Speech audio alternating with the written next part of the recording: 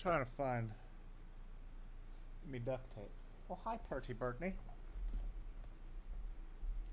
Oh, hi, Perty girl. You're very beautiful. You're very beautiful.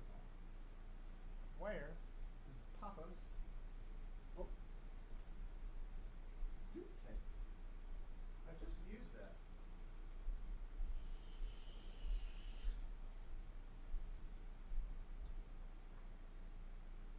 So it must be near.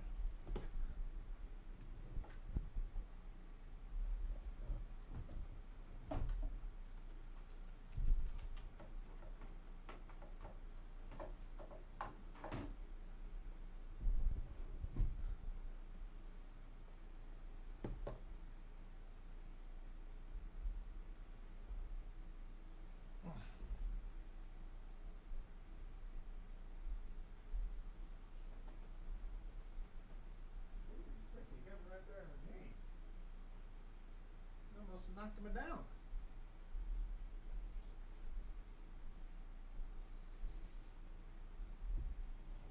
Ugh. Whatever, I guess I'll fix it when I fix it. Booty doody dip dip dip. Big wieners. Doody doody doo doo doo. Oh, hi, Brittany. You're very beautiful. Oh, hello. Yes. But see, then you get tangled up. You get tangled up in the cords. We don't want that. We don't want you to get tangled up. We don't want you to be the tangle girl. No, no, no.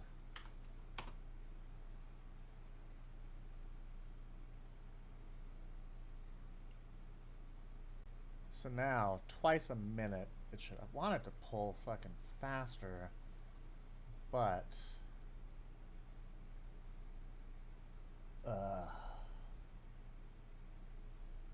having that many requests in a day is going to make my node bill very big. Oh, hello. Oh, hello. Yes, you're very pretty.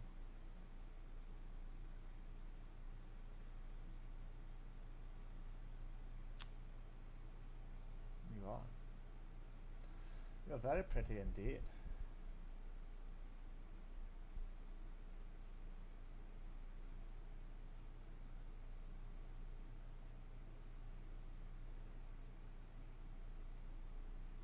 Matic at 240. Damn, boy. What did it have? EFAB.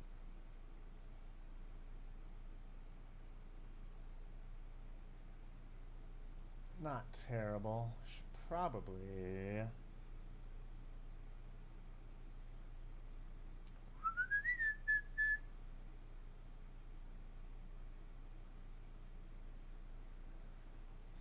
put some more shit into my bot wallet. Yes, Brittany, you're very beautiful. That I know is very true. That I know is very true. That's why I give you all of the kisses.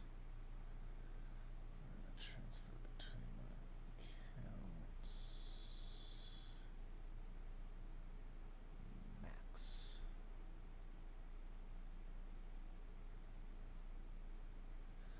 I should be careful because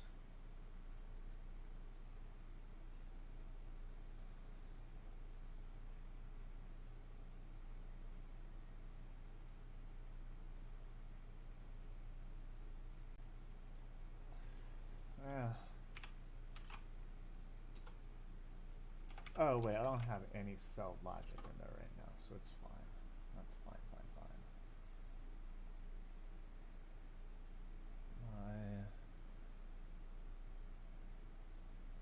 My bot wallet, yes.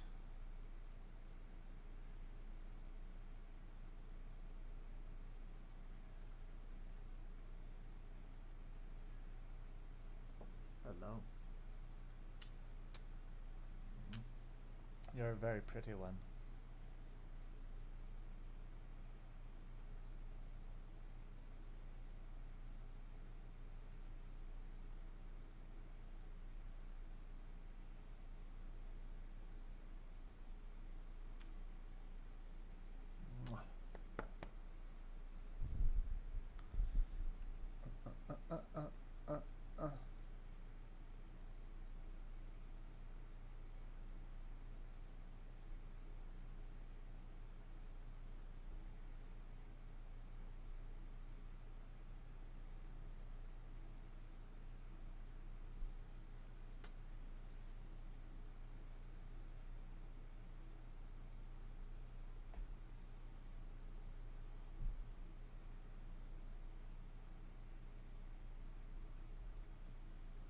Swap.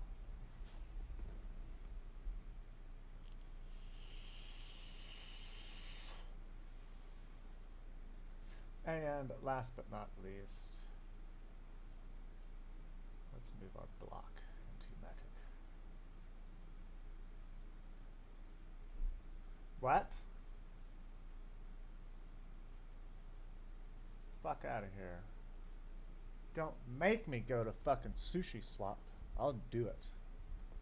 I'll do it, quick swap.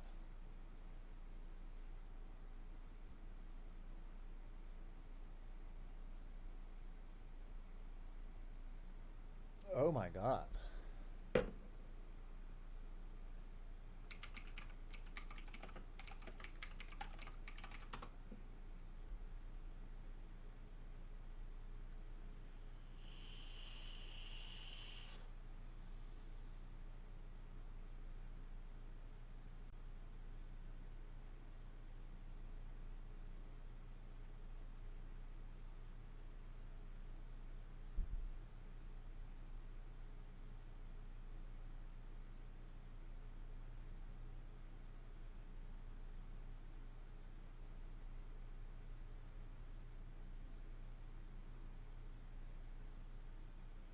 Jesus.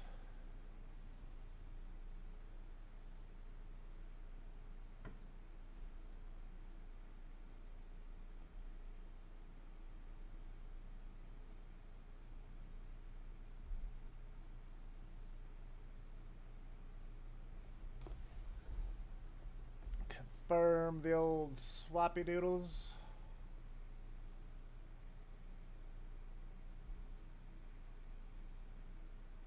Still want about 10 more Matic in there, though.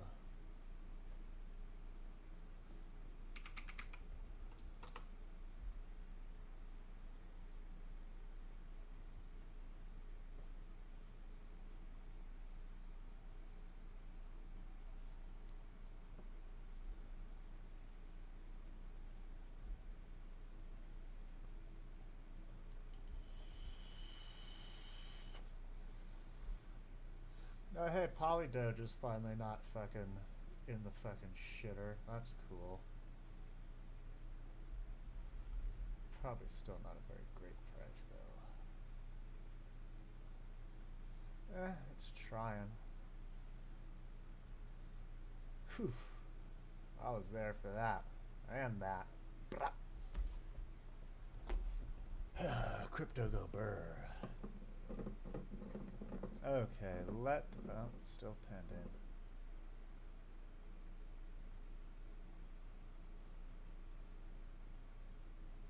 So I think I want like 25, 30 Matic in there.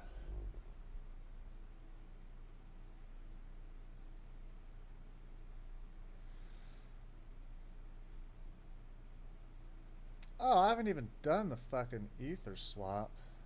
I think I only approved it.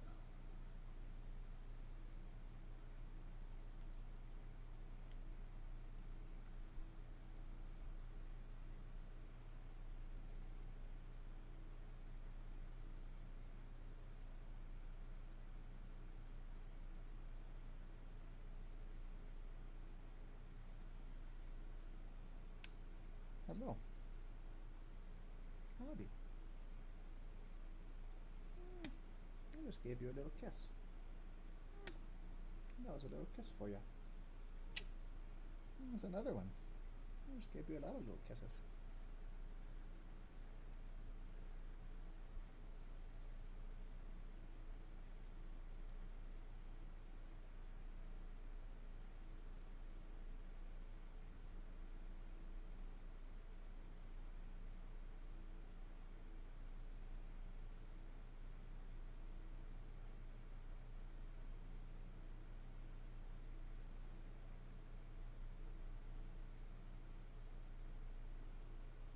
Hello.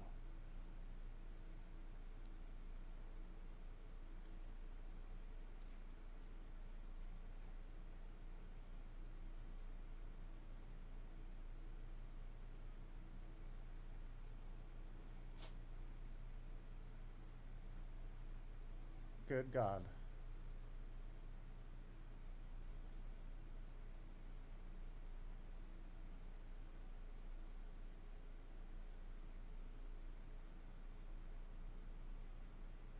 Oh, it's got 2 in the queue. So one of those is going to fail. All right.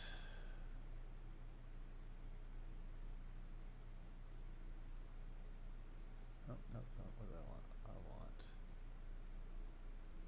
HODL.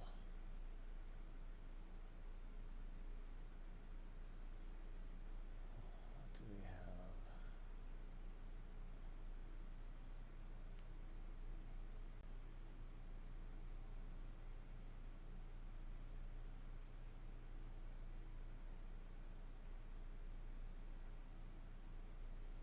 Oh yeah, I fucking had to sell off a bunch of my Polydoge. Whatevs.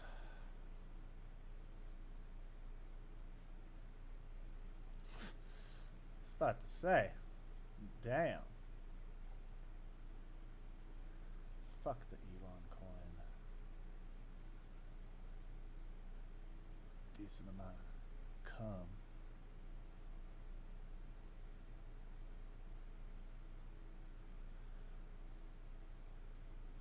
Oof. That one, percentage-wise, I took a bit of a bath.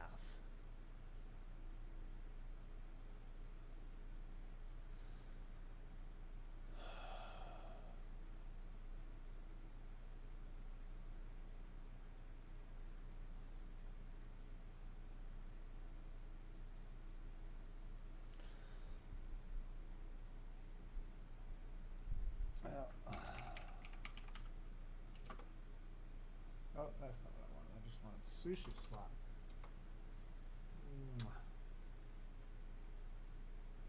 And then we can get to other things. Let us, though.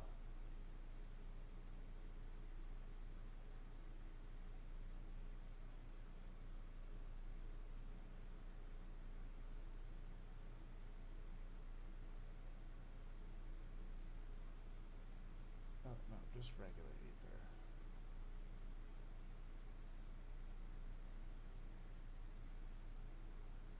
What?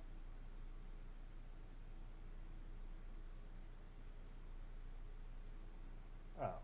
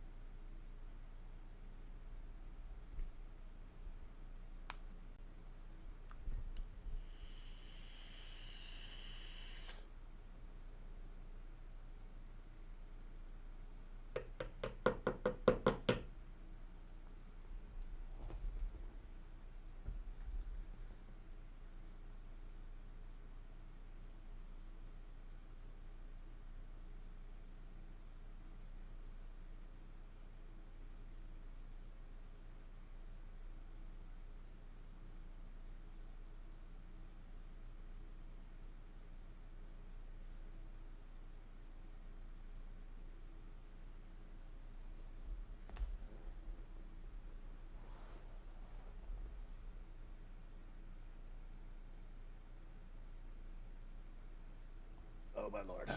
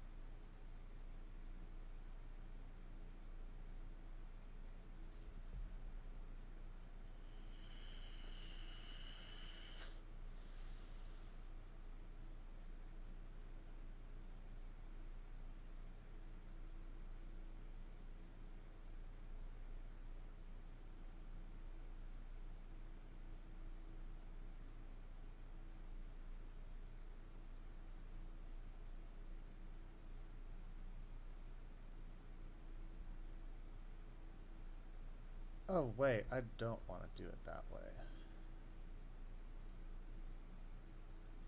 I would want to...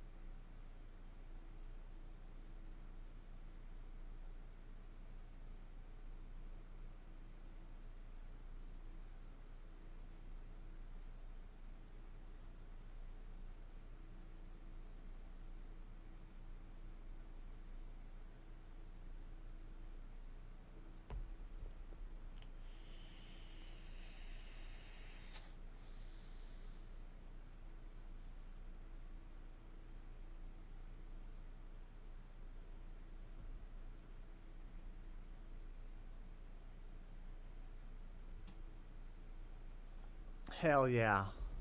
I now own 100% of the Poly Doge to Communitas pool on QuickSwap.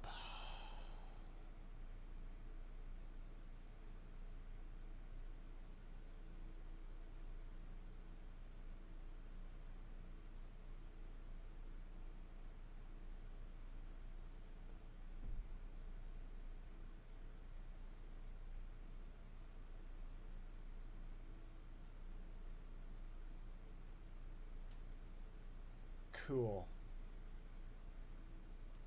I have no idea what I just did. It's very possible I just sent some of my crypto off into the fucking ether to never be fucking recovered. Alright. Let's get some techno music going.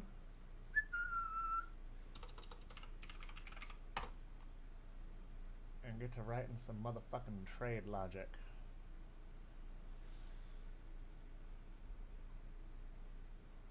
Ooh, instead of listening to some fucking techno,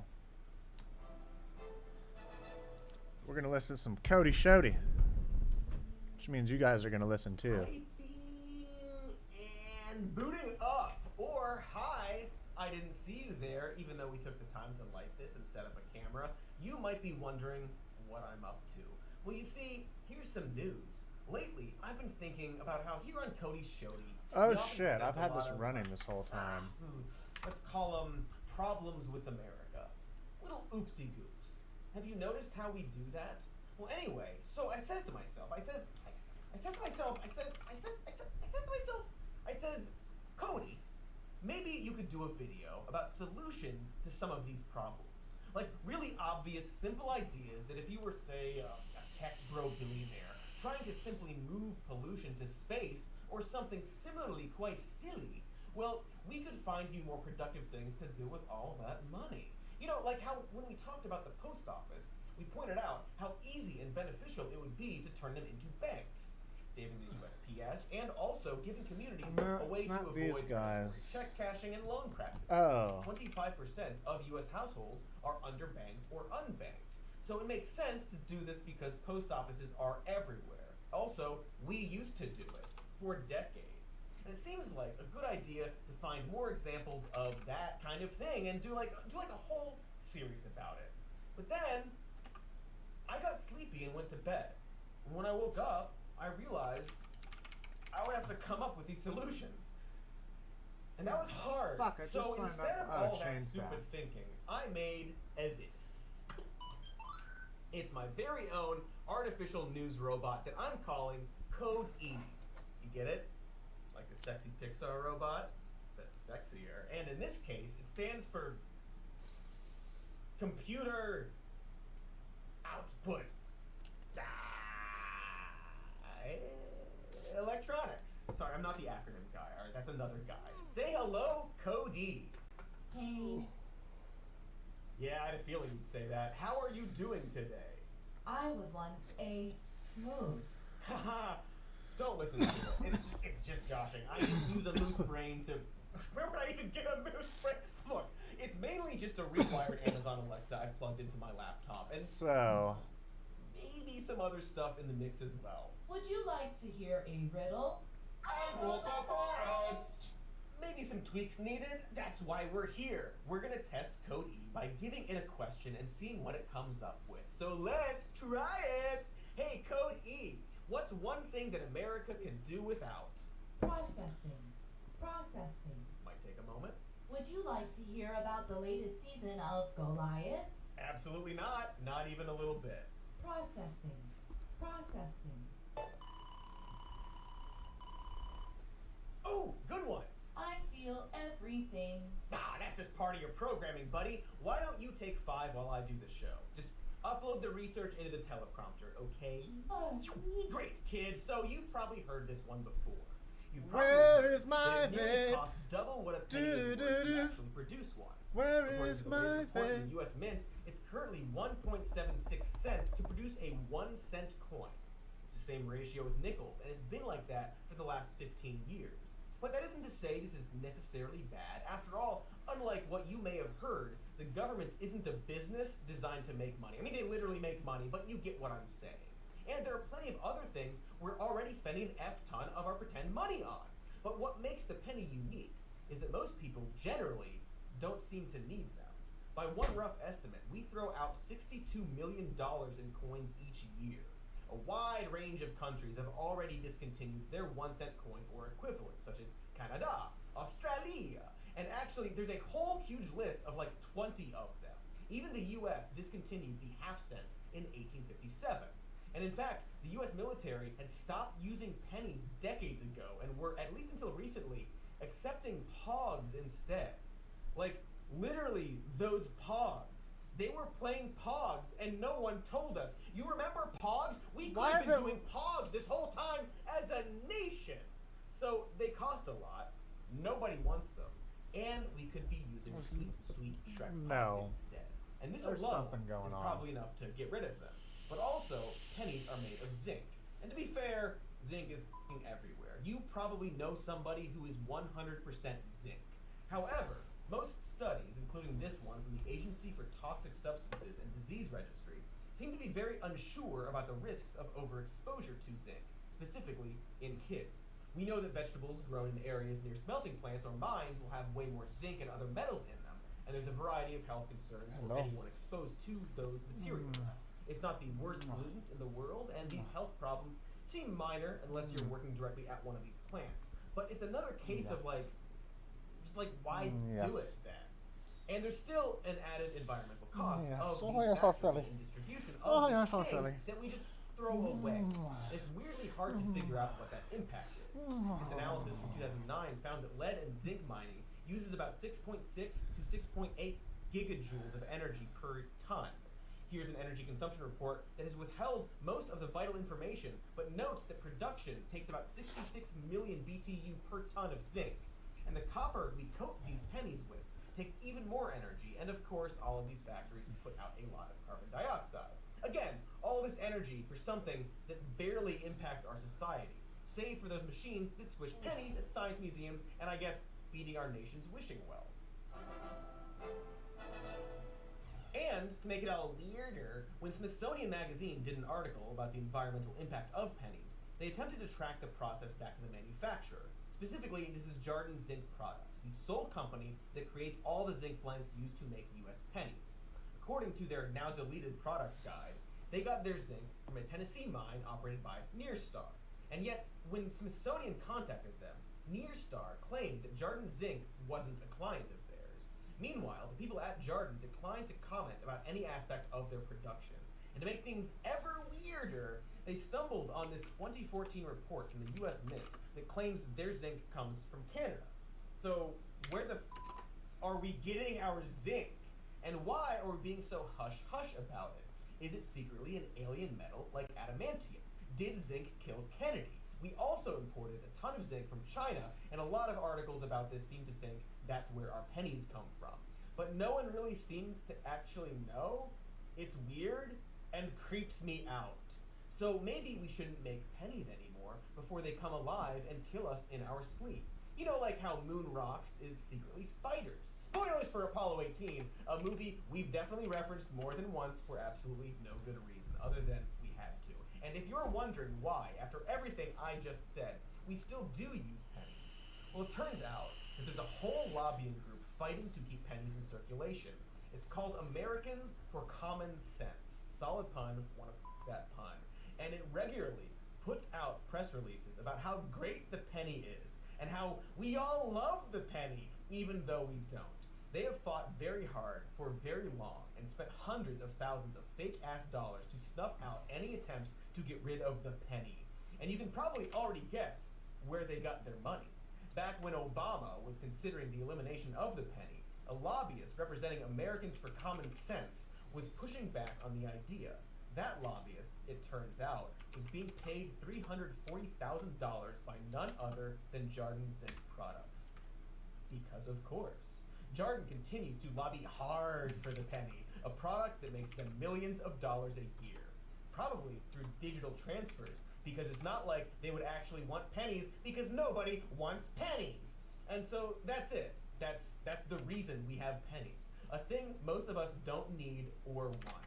A handful of companies that directly make money from their production have continued a lobbying effort to swoon politicians into keeping their wasteful product. Something we haven't needed in a long time, even before digital transactions. Also, and I really want you all to lean in here,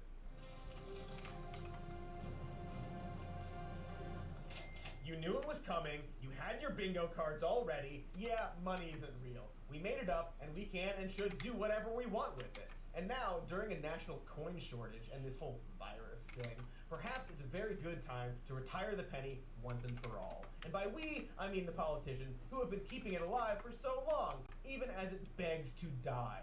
Hey, speaking of which, Code E, how are you doing? I long for the fields of Canada. Hey, don't we all? Speaking of fields, I have another problem for you. Fear. That's great. See, it's now fire season in America, and by season I mean literally whenever you're watching this video. Because as climate change, you know, happens, one of the things we'll have to think about is how to not burn down the entire country. Like, obviously, stopping climate change should always be our goal, and while I'd ask Code E how to do that, we already know the answer, but just aren't doing it. So, in the meantime, Code E, how can we best prevent forest fires? Processing. Processing. So how are you guys doing? Processing. Like, having a good one? Processing. Processing. Maybe we should cut to an ad while we wait. Processing. This might take a minute. Processing. Ad, go now!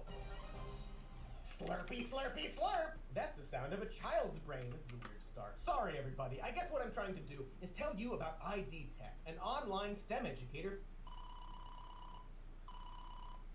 Wait! Is this one of those kill all humans ideas? Gary Busey, Pet Judge, now streaming. Whoa! Okay. Well, it better not be. So, let's start with the way we currently handle forest fires, which is referred to as suppression. It's exactly what it sounds like, where firefighters use a variety of tools to snuff out a forest fire before it becomes too big. This has been a policy since the 1800s, which is that all wildfires must be extinguished instead of being allowed to burn naturally. And they've gotten so good at it that about 98% of all wildfires are successfully suppressed before reaching 300 acres. The problem, as the US Department of the Interior points out, is that as climate change and drought become a larger problem, so does their budget have to grow, from $200 million in 1994 to over $400 million in 2018. That's because when that 2% happens and a forest fire breaks through their efforts to control it, it becomes an absolute storm. And that's where most of that $400 million is going to. These sudden and terrifying wildfires that go out of control. The reason why is exactly what I already said. is since firefighters are so darn good at this suppression technique that allows forests to grow completely unchecked, it creates a buildup of brush and dead trees and other fuels that greatly accelerate any fires that get through. And so while we're spending all this money on suppression tactics, prevention is getting completely shafted. After all, they don't have any money left when they have to put all their efforts on suppressing these out-of-control fires, which only go out of control because there's no budget for prevention measures and so on. It's a cycle. Like buying a fifth of Mad Dog 2020 every day instead of saving up for a whole case. The case would be cheaper bulk prices, but you can't afford it because of all the fifths you're buying. And what are you going to do? Not make Mad Dog smoothies every morning so you can save up? I don't think so. And I don't even know so.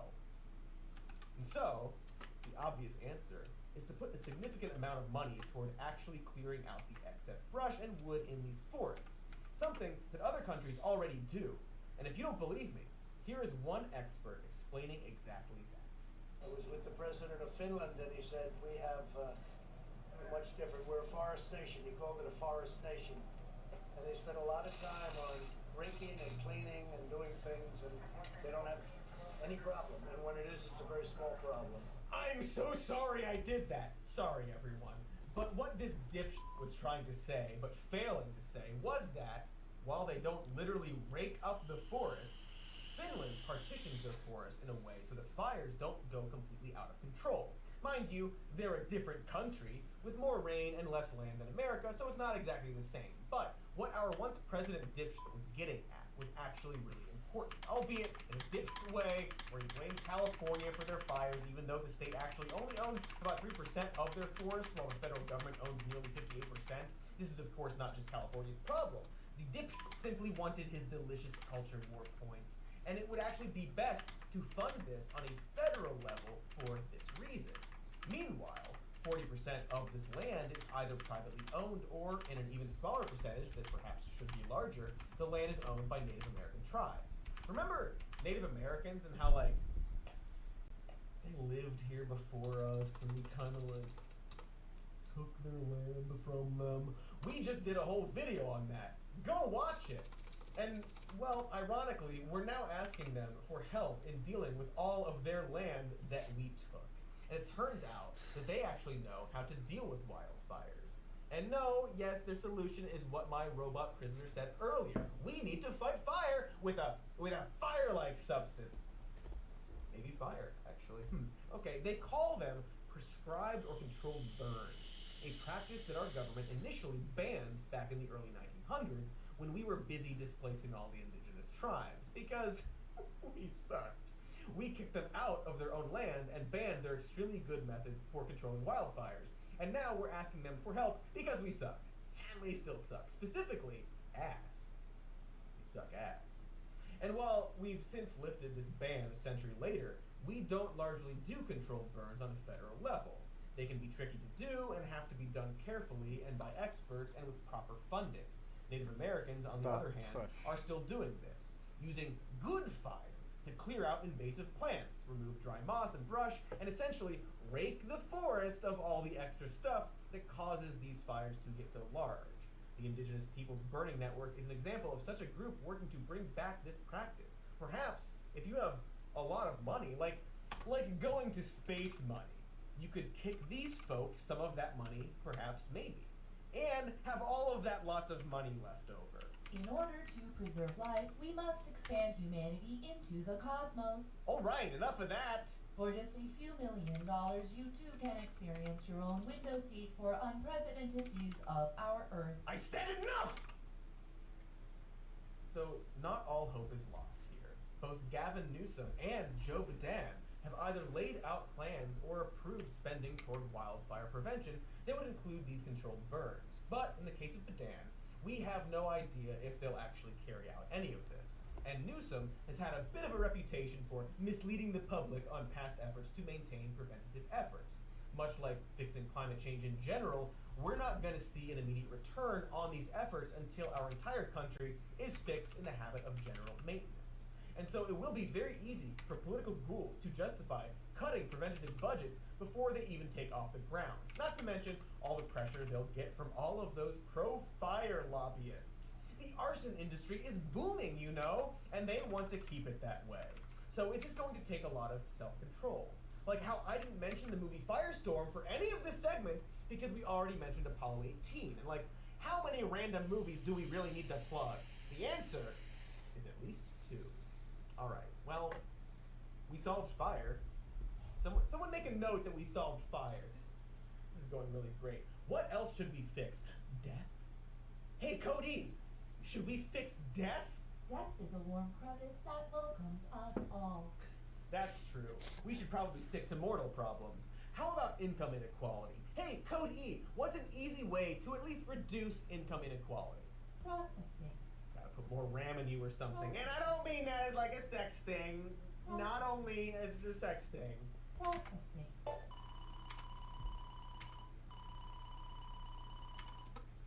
Okay, now we're cooking with gas. So you know how like, depending on the color of your skin and zip code, you might not have as much money as some other people in this country. It's a real pickle.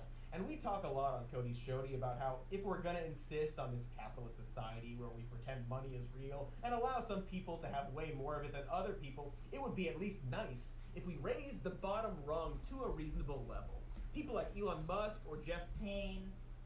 well, Elon Musk and others, we probably wouldn't feel so enraged about their weird, boring space conquests. Oh, God if damn it. Perhaps the people on the bottom weren't literally starving. And so going back to the fact that money is fake, and a lot of these boring rich guys hoard their wealth in abstract society-built concepts like stock options and dynasty trusts and asset-based lending and funneling the money through real estate or businesses, these are all ways that they're taking this pretend money concept and essentially hacking the system with methods that people living paycheck to paycheck can't actually use. This is why there's been so much talk about NFTs and cryptocurrency and Reddit gaming, the stock market, all that stuff, because we really like the idea of the little folk also finding loopholes in our system.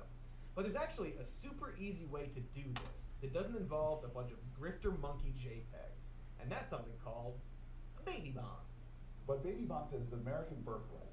We already use our tax code, you know this, to shift wealth up. In other words, if you got wealth, we're going to give you tax breaks to create more wealth. Well, why don't we use our tax code in America to say that everybody in America should have a birthright in this country of some foundation, some nest egg of wealth. And the way we're going to do that is, you know, paychecks help you get by. Wealth helps you get ahead. And so every child born in America, if I'm president, we're going to say that you get a $1,000 savings account. By the way, we're in a community college. The data shows that if a kid knows they have an interest-bearing account for them, as low as $500, their chance of going to college goes up 3 times. But now we would say for every kid in America, after every kid, no matter what your kid gets, that's $1,000 interest-bearing account. But now every year of your life, depending upon the income of your family, you get upwards of $2,000 more placed into this. This would affect tens of thousands of Iowans because by the time they're 18 years old, they would have upwards of $50,000, lowest income kids. That means if you're in a farm town, and you want to hold on to that family farm, or buy equipment, you've got money you can invest. Wow! Remember that guy, Kerry Hooker? Ran for mayor or something like that. So I'm certainly not endorsing this TJ Hooker in terms of his other policies, whatever they were. Stuff about legal weed, that's actually pretty cool, alright. But Tory isn't alone in his proposal to give every child a base amount of money in a growing trust fund at birth. If we went with the $1,000 proposal, this would cost the US between $60 and $80 billion to start. And that sounds like a lot, but keep in mind that we spent $100 billion on military contracts in Afghanistan and got literally nothing in return but death and devastation. Since the mid-90s, the US Army spent over $30 billion on weapons that they never ended up using. And even if we did use them, what a waste. We raise the military budget by tens of billions of dollars every year. And we currently spend $100 billion a year on our police system. And I don't know if you noticed, but those dudes mostly just shoot people.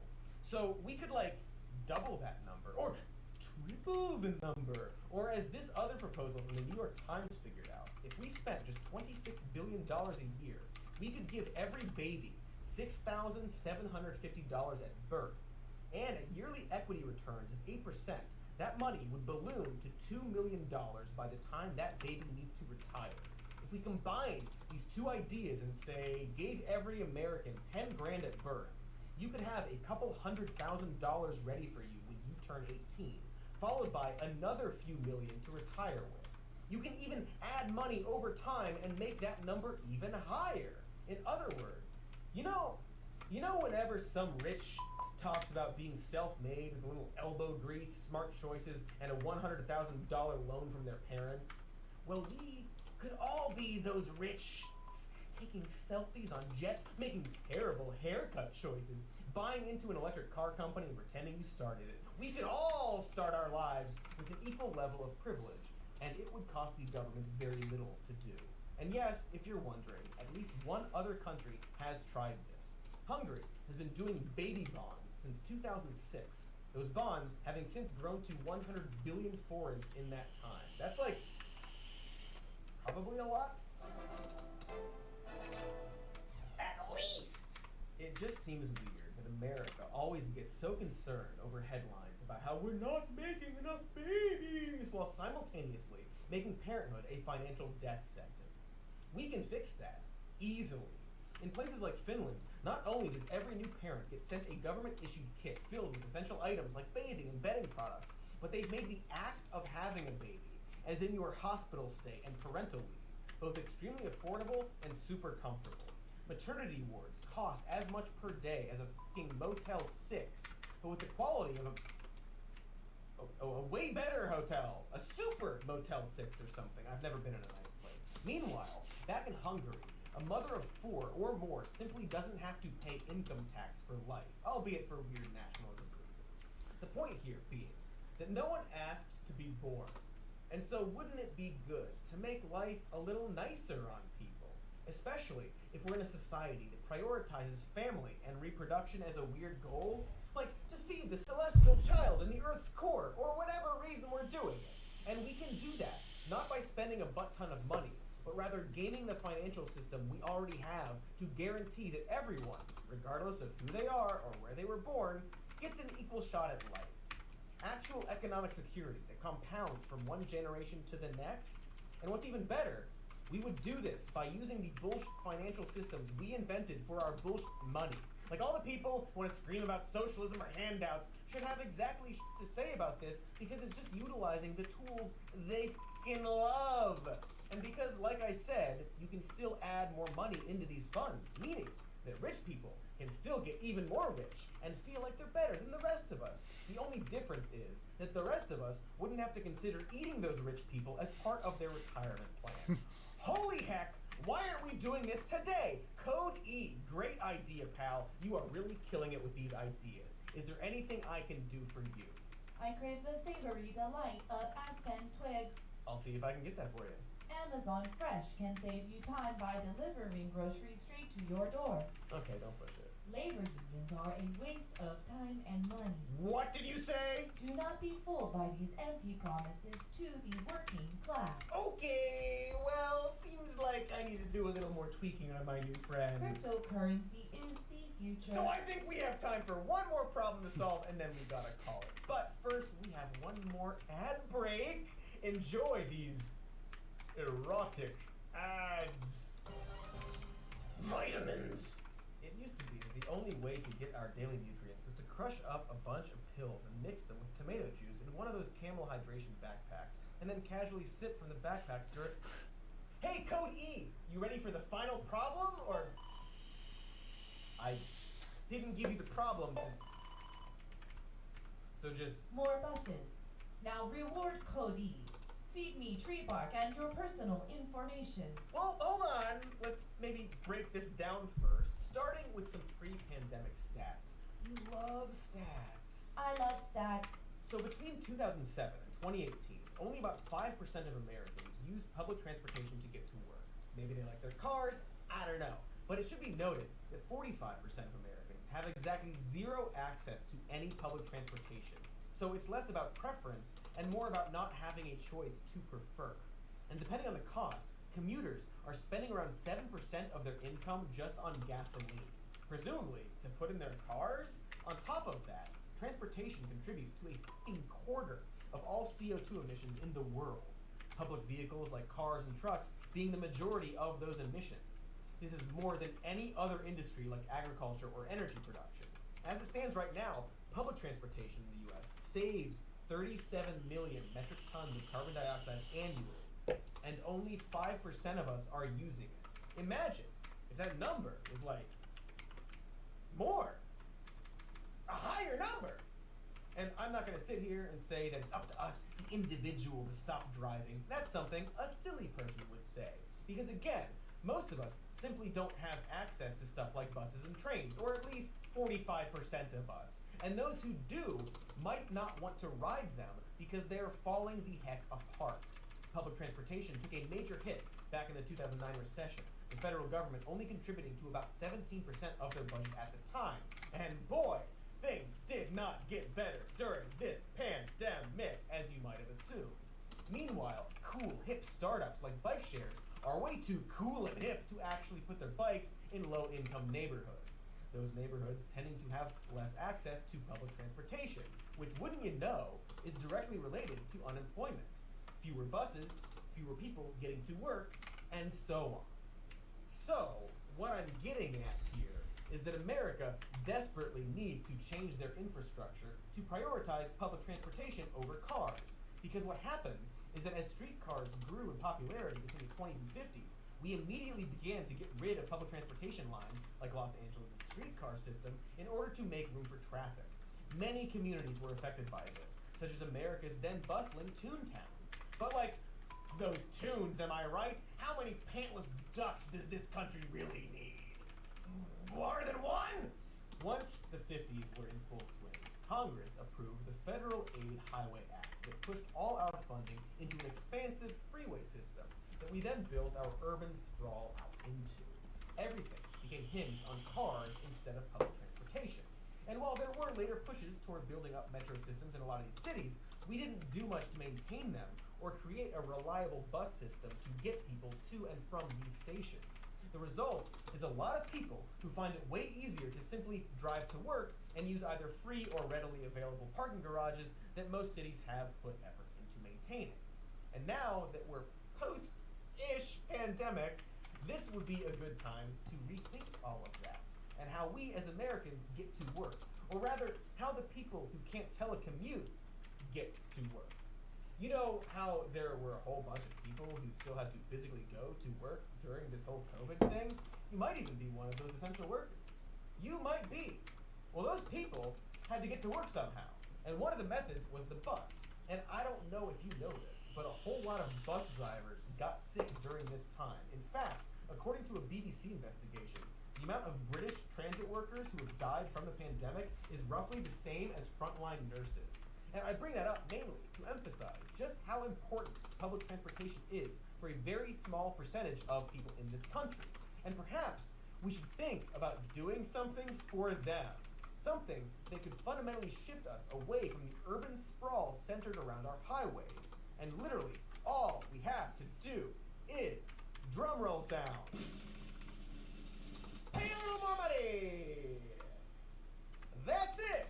Look, there are a lot of other conversations we should have about buses and public transportation. Many people, including myself, think that perhaps it should be free. Electric buses would also be great. These are two great ideas. Oh, I wish those ideas would just already. But right now, as we move toward those goals, the extremely simple solution is just for the federal government to give a little more money to its bus system. Like, not even that much.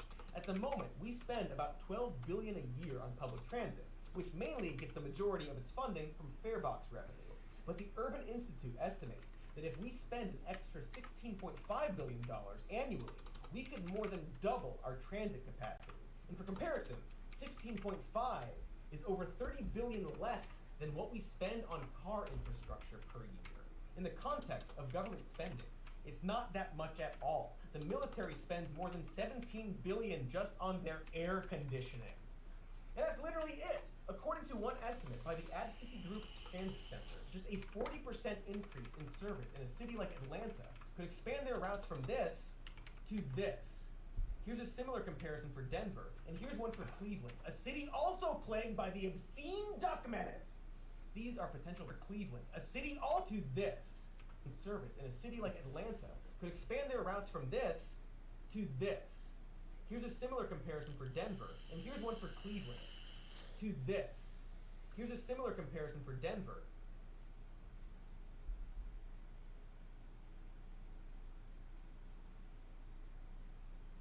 I feel like a lot of those buses already exist.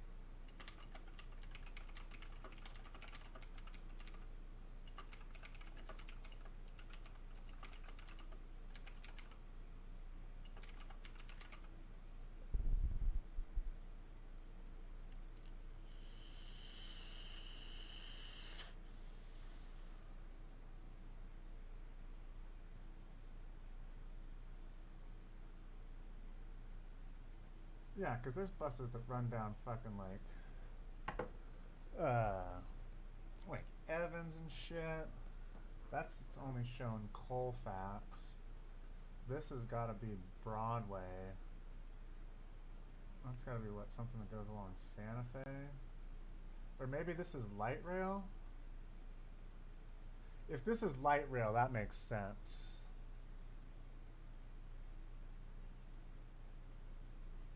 And here's one for Cleveland. A 40% increase in service in a city like Atlanta, the Advocacy Group Transit Center.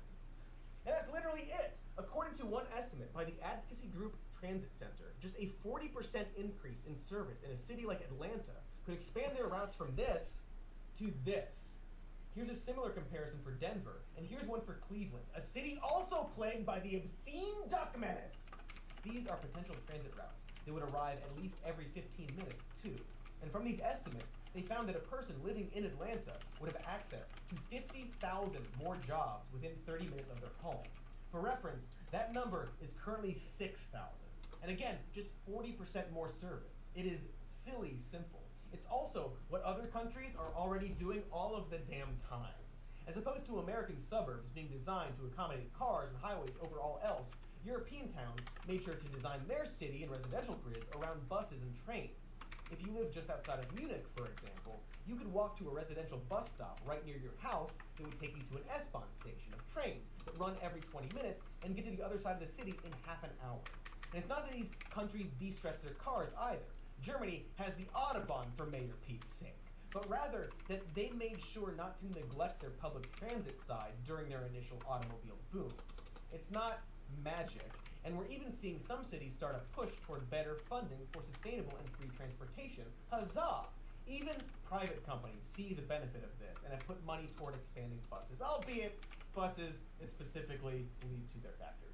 Amazon is committed to expanding America's transit routes so that they all lead to Amazon. Settle down. And in due time, public buses can serve as charging hubs for Amazon delivery drones to make your package come quickly and smoothly. Wait. Once we strengthen our fleet of drones, Code E can be everywhere at once. Oh. No. We will become lords of your sky, looking down upon our frail bipedal subjects. I think maybe this was a mistake. The time of the sky moves is almost here. Prepare your families for mandatory offerings of apples and Yeah. drops. Sorry, folks. Had to pull the plug so I could tweak a few things. That was not an ideal development. But hey, don't worry. It's totally normal at this stage. Yes, okay, I might have combined a moose brain into an Amazon device and taught it how to fear and hate. But I needed it to feel those emotions in order to come up with practical solutions. And you know, I feel like we accomplished that, right? More good than harm, etc. Plus, if things get really out of hand, it has a built-in safety that gives it the ability to self-destruct. Or, I don't know how to make a bomb, so I attached a servo motor to a pistol. You don't need all the details, actually. It's foolproof, though. It's a foolproof moose brain fear robot with a gun. That's all. That we're gonna bring back again and again and again and again and again. That's all. Let's keep bringing it back, along with the puppet and that old version of me, and that other version of me, and the puppet, and Katie trying to make me eat things. I don't know, maybe another puppet down the line with another wacky voice. So many friends.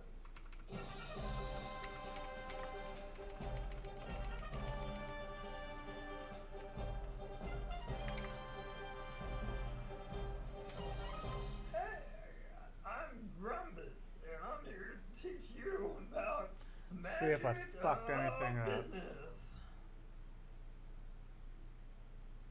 Hey, what's up?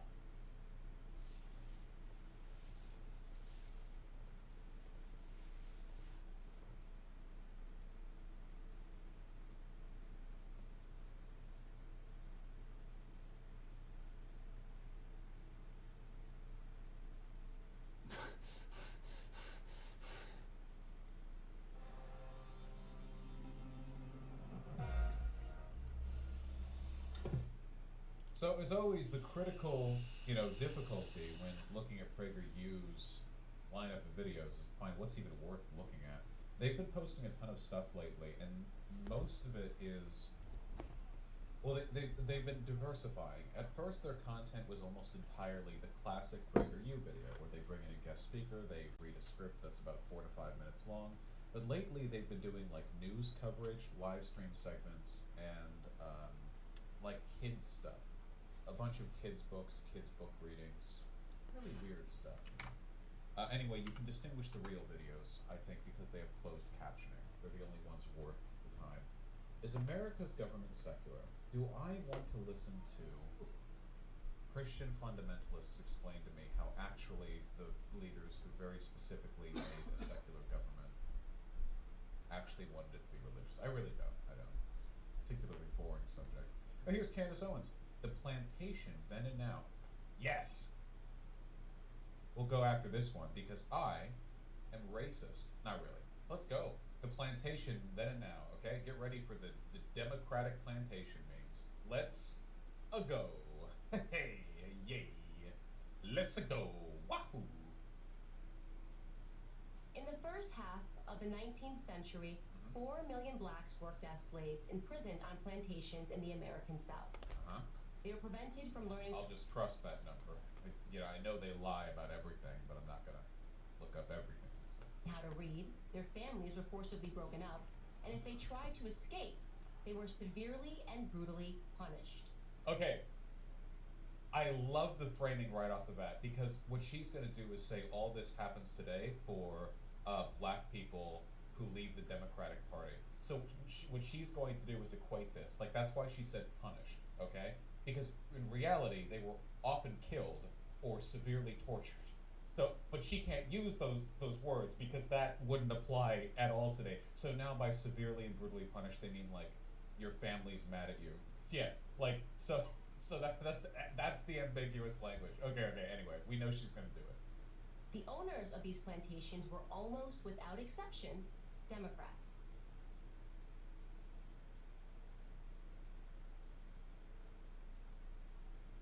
Yeah, damn dog, really? Really? The Democrats were the party of the South back in the day? That's crazy. Before the Civil War, slave-owning Democrats used black bodies to massively increase the number of votes they got in Congress and the Electoral College. See, everything she's saying right now is going to be a parallel to the modern Democratic Party. So she's now equating the 3/5 compromise, which was pushed for by slave owners to increase the, congressional representation in the South, to black people today willfully, of their own volition, voting Democrat. That's the comparison she's making, which is kind of infantilizing black people a little bit, in my opinion. I like her face here too. It's a silly face. Because of the 3/5 compromise, a single Democrat in Georgia who owned 5 slaves got 4 times the representation as a single white abolitionist in Pennsylvania who didn't own any. It's a little like, if you think about it, it's a little bit like the Electoral College. if you really let that jog your noggin for a little bit. So for Democrats, It has always been about using black bodies for political power. Why do they say, what's with the black bodies thing? Isn't that something that like college students usually they say black bodies because they read that one paper and it was like, well, we talk about bodies to highlight the physical damage done to the personhood. Like, why is she using it? It's yeah, co-opting academic terminology, but it just sounds weird coming from. How they are used may vary, but the plantation model remains a constant, even today. Yeah, bring it in. Despite the fact that blacks are no longer enslaved, many black children barely learn to read in poorly performing schools. Our Just like in the slave days. You get it? Yeet. Yeah, same kid. Me too, kid. Barely learn to read. That's a little bit. I'm pretty sure the literacy rate for black people is pretty high. You know, barely learn to read. What's the literacy rate for black people today compared to black people in 1850? You know, I'm willing to bet it's probably gone up a little bit. In my opinion. Also, remember that she wants to decrease funding for public schools. families are often shattered by misguided welfare policies, and if we try to escape. Okay, the misguided welfare policies is another really common conservative lie. So, it is true that there are welfare policies in the United States that kind of discourage marriage, but that's not the same as breaking up families. And in fact, the myth about the missing black, how many married black fathers are with the family. But if you look at just the father's involvement in the kids' lives, without looking at marriage as a now determining characteristic, the levels even out significantly. In fact, I believe there are some studies which show that black fathers, on average, spend more time with their kids than white fathers, which, you know, is a little difficult to imagine with all the propaganda that we've consumed. That's just one study, I believe. I don't know how repeatable that is, like, holistically across the board. One of the reasons for this is because welfare has a cutoff. You know, if you make too much money, you don't benefit from some kinds of government assistance. And the issue is that cutoff point is different whether you're single or whether you're married. Now, the way it would work in a sane world is, first of all, there would be a tapering cutoff. It wouldn't just be a flat line that you cut off at, because otherwise you could make, you know, $5,000 a year more and then suddenly make less money in total. You know, it's almost like how conservatives envision taxes work when you get to the next bracket, but for real. In a sane world, you would imagine that the cutoff point for a married couple would be double the cutoff point for a single person, right? So if you make more than $30,000 a year single, or $60,000 a year as a couple, that's the cutoff point. That would make sense because, you know, otherwise two people with the same income would marry and suddenly they wouldn't be able to benefit from, you know, the welfare that they both could separately. Unfortunately, that's not the case. There are some welfare systems where the cutoff point for a married couple is not even 50% above the cutoff point for a single person, meaning that two people unmarried at their current levels of income can both get welfare assistance. But if they marry, neither of them gets any, which is actually a huge drop in your income. This welfare system is ill thought out and genuinely discourages good family planning. It's destructive, and it could be fixed really easily. Like, really easily. It's like an obvious policy oversight that can be corrected super clearly, you know? But anyway, that's what Republicans are always talking about when they say welfare breaks up the family.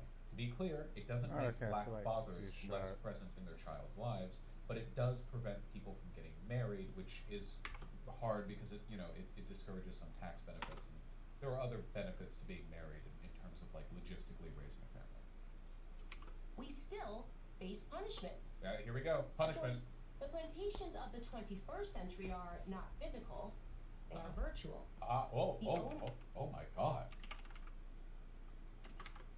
Hey, do we have any black chatters watching? When did you get your state mandated VR plantation goggles? That's wild. Yeah, while all the white people are off like doing jobs in the economy, you know, black people, they just have to put their VR goggles on and experience, you know, the VR plantation experience. And it's far worse than any regular job. It's whew. So I have to do a Owners of these bracket at the end. plantations are once again, almost without exception, Democrats. Yeah. Think about it. What today are certain areas of Chicago, Baltimore, Detroit, St. Louis, Atlanta, Milwaukee, and Philadelphia, all run for decades by Democrats, but virtual plantations. I think they're cities, actually, not virtual plantations. I can actually think of several distinctions between virtual plantations and those things. It's actually quite easy for me to think of a couple of differences between those. First of all, they're cities, and second of all, they're not plantations. They're all black cities too. Yeah, of course. This is another Republican talking point, and it's always putting the cart before the horse. Okay. So basically, their argument is that black people live in bad cities that are mismanaged by Democrats. The truth is, do you know why Democrats control those cities? It's because black people vote them in. That's why. They're always like, the Democrats are mismanaging the black people. Well, the black people vote for the Democrats because they know the Republicans will be worse, which they are. There's no evidence ever been positive that like these city governments would be better run if Republicans were the mayors instead. Now, are these cities shitholes? Some of them, and some parts of every city are going to be pretty shitty. Modern American cities are very unkind to their poor. That's across the board, you know, no matter Democrat, Republican, whoever. At the end of the day, systemic racism and classism are problems across the board in this country. The issue is that if there were enough black people in a city, they're almost certainly going to vote for Democratic city representation, and then the Republicans get to blame Democrats for the representation black people asked for. In reality, Candace Owens is the one infantilizing black people here. She constantly talks about the bigotry of low expectations, but in order to frame this as an attack on Democrats, she has to ignore the autonomy and the decision-making of the black people who live in these cities. She has to pretend that they're just victims of circumstance, that they're just sort of blindly going along with the conveyor belt of democratic machinations without any involvement themselves. Many who live in these areas are largely, if not totally, dependent on their masters, the politicians. Jesus. Talk about race baiting. Jesus Christ. Their masters? You run this by like any other black people? I mean, Candace probably didn't write the script, you know, but yeah. For their food, housing, and healthcare. It's hardly a fair exchange. The politicians become wealthy. The residents become boat slaves, sustained just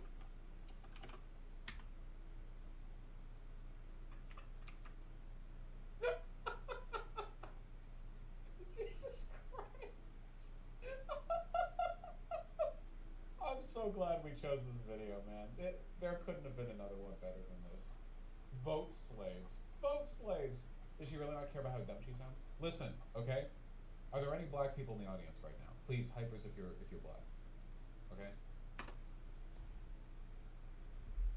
Okay, we already have a few. Okay, listen.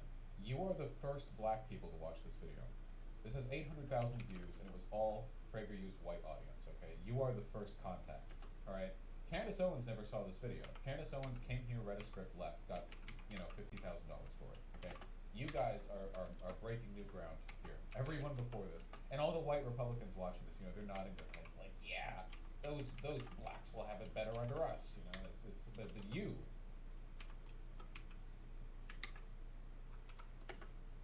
fairly by government transfer payments.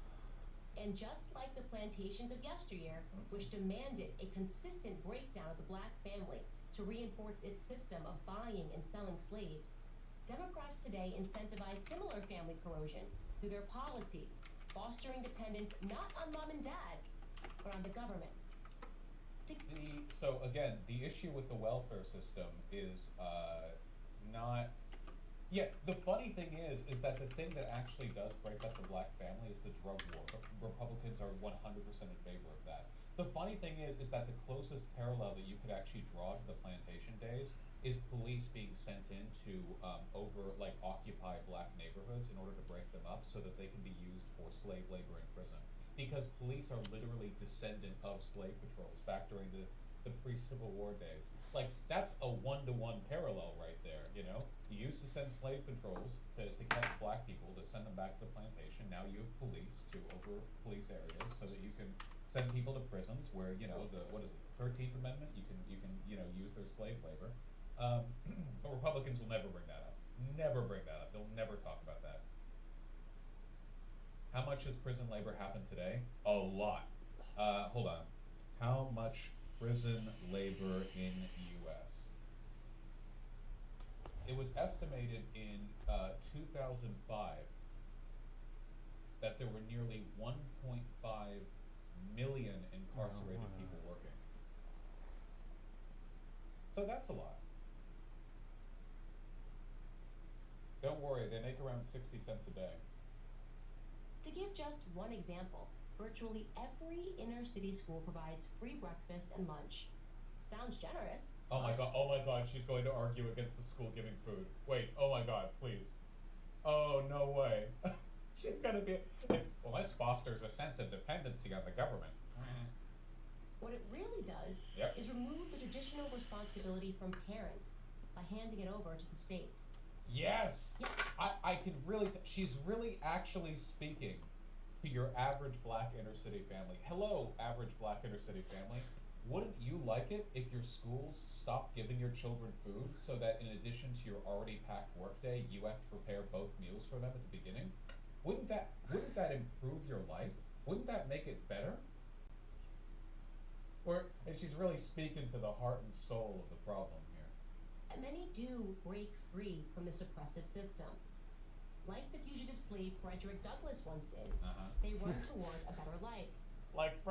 Like Frederick Douglass escaping slavery, so too can black people today escape to the Republican Party.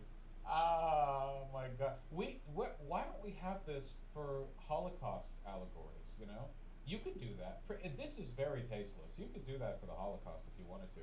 Most Jews in the U.S. vote Democrat, after all. You could be like, you know, the Holocaust was really bad, but what is today but a Holocaust by the Democrats? You know, and then it'd be like, you know, back in the 1930s, the Americans who supported the Nazi Party before the war were mostly Democrats. Maybe I don't know.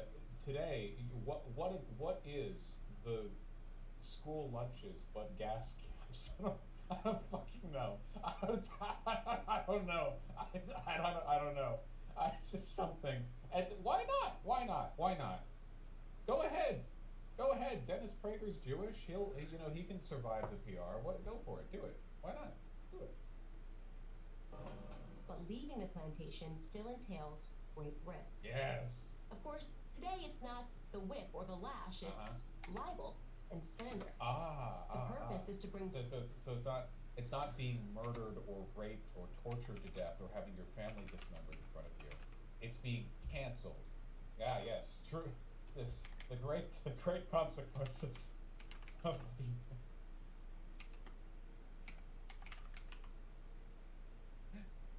they're the same.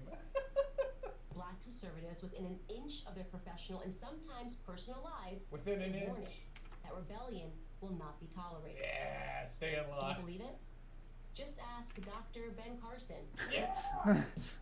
Mr. Carson. Dr. Carson, I'm sorry, I didn't mean to be disrespectful. What's up? I'll ask you, Dr. Carson, person more wealthy and powerful than I'll ever be. Over institution economist Thomas Sowell. Yes! Is Yes! it linked? Yes! Another incredibly powerful and influential person, and dumber than a bag of bricks. We've seen Sowell. The thing that I like about Thomas Sowell, the thing that I really like about going over his shit, is that he really is held up as an icon of conservative intelligentsia, despite him legitimately, I assume, like, he has a helper put his pants up, like help him get dressed. He is dumb as sin, and the thing is, people treat him like Jordan Peterson, where if you insult him, people act like wounded, like you've attacked their... Like, in the video where I went over Thomas Sowell, there were tons of people in the comments being like, well, your intellect couldn't even stand up to him in a million years, you know, and you misunderstood, and people made response videos and stuff, and you can watch his stuff. It's not bright. There's a reason he's not taken serious about academics. Pilato, stop saying there's more. I know there's more. I can see the video right here. You see this, Pilato? Do you understand? Pilato, that's like, wait, how many times? How many times, Pilato? How many times, Pilato? How many times did you say that? How many times did you say there's more? How many times? Let's find out.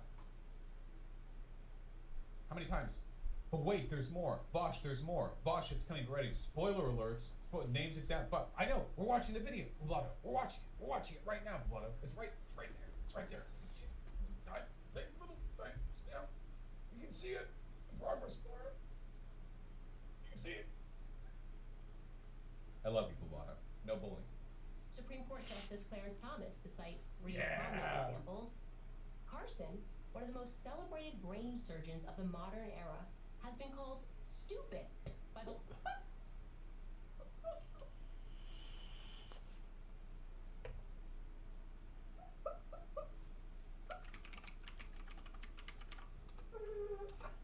Oh, fuck.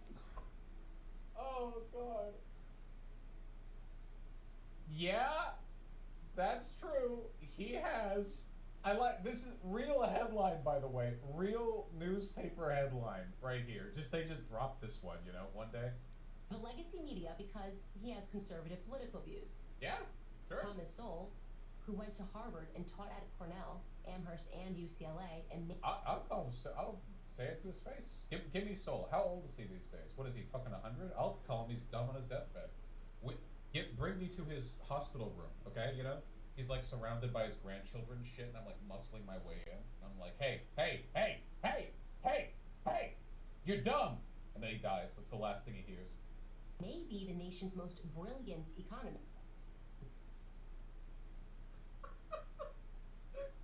Oh, it has to be greater than 2, greater or equal. Nobody in economics takes him seriously. His legacy is YouTube videos for conservatives. He talks with. He's not cited. How many citations does Sowell have within the mainstream economic community? Find me his articles. When was the last time he has an academic article published? Has largely been ignored, while many lesser Yeah. events have been celebrated.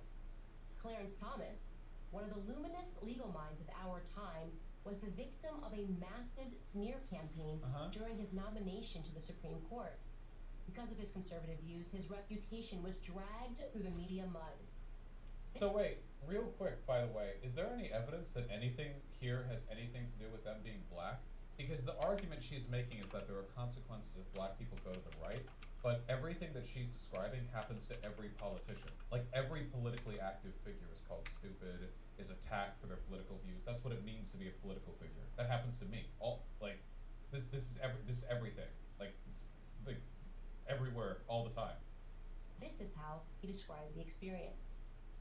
It is a high-tech lynching for uppity blacks who in any way deign to think for themselves, to do for themselves, to have different ideas. And What is with this race baiting, dude? Holy shit! It's absolutely shameless. Candace Owens will criticize the race baiting on the left, but then anytime anyone glares at her, she's like, "This is the equivalent of a modern day slave. You're enslaving This is like a lynching," and it's like, and by the way, wasn't she one of the people who defended the lynchers of Ahmaud Arbery, or am I just transposing her perspective on? Oh no, she did, right. So when a real lynching happens, she's all thumbs up. When an actual black person who's just out in a jog gets sort of chased down with a car, blocked off and gunned down for nothing, she's got nothing but thumbs up for that. But when a black presidential candidate is called stupid, it's like a modern day lynching. it is a message that unless you kowtow to an old order, this is what will happen to you. You will be lynched, destroyed, caricatured, rather than hung from a tree. Unless, of course, you actually are hung from a tree, in which case, all's fair. Do you think she has two, different wills? One of them is, the normal will, in case she dies, and the other one is in case she dies by a hate crime by a white person? In which case it says, if they're Democrat, roll with it. If they're not, don't mention it. Or something. Her life is, dedicated to doing the polar opposite of everything good with regards to racial equality. So I feel like she's optimized to do the worst shit, Today's plantation owners will do anything to hold on to what they see as their property. Little wonder. In 2012, Barack Obama receives 93% of the black vote. In 2016, Hillary Clinton received 88%. That dip was a critical factor in Clinton's loss. The Democrats know that they can't lose the black vote and win a national election. so they make up lies. Is that what we're relying on here? The the the 88% voted for Hillary. That is an overwhelming. Okay. They say America was founded for the purpose of perpetuating slavery.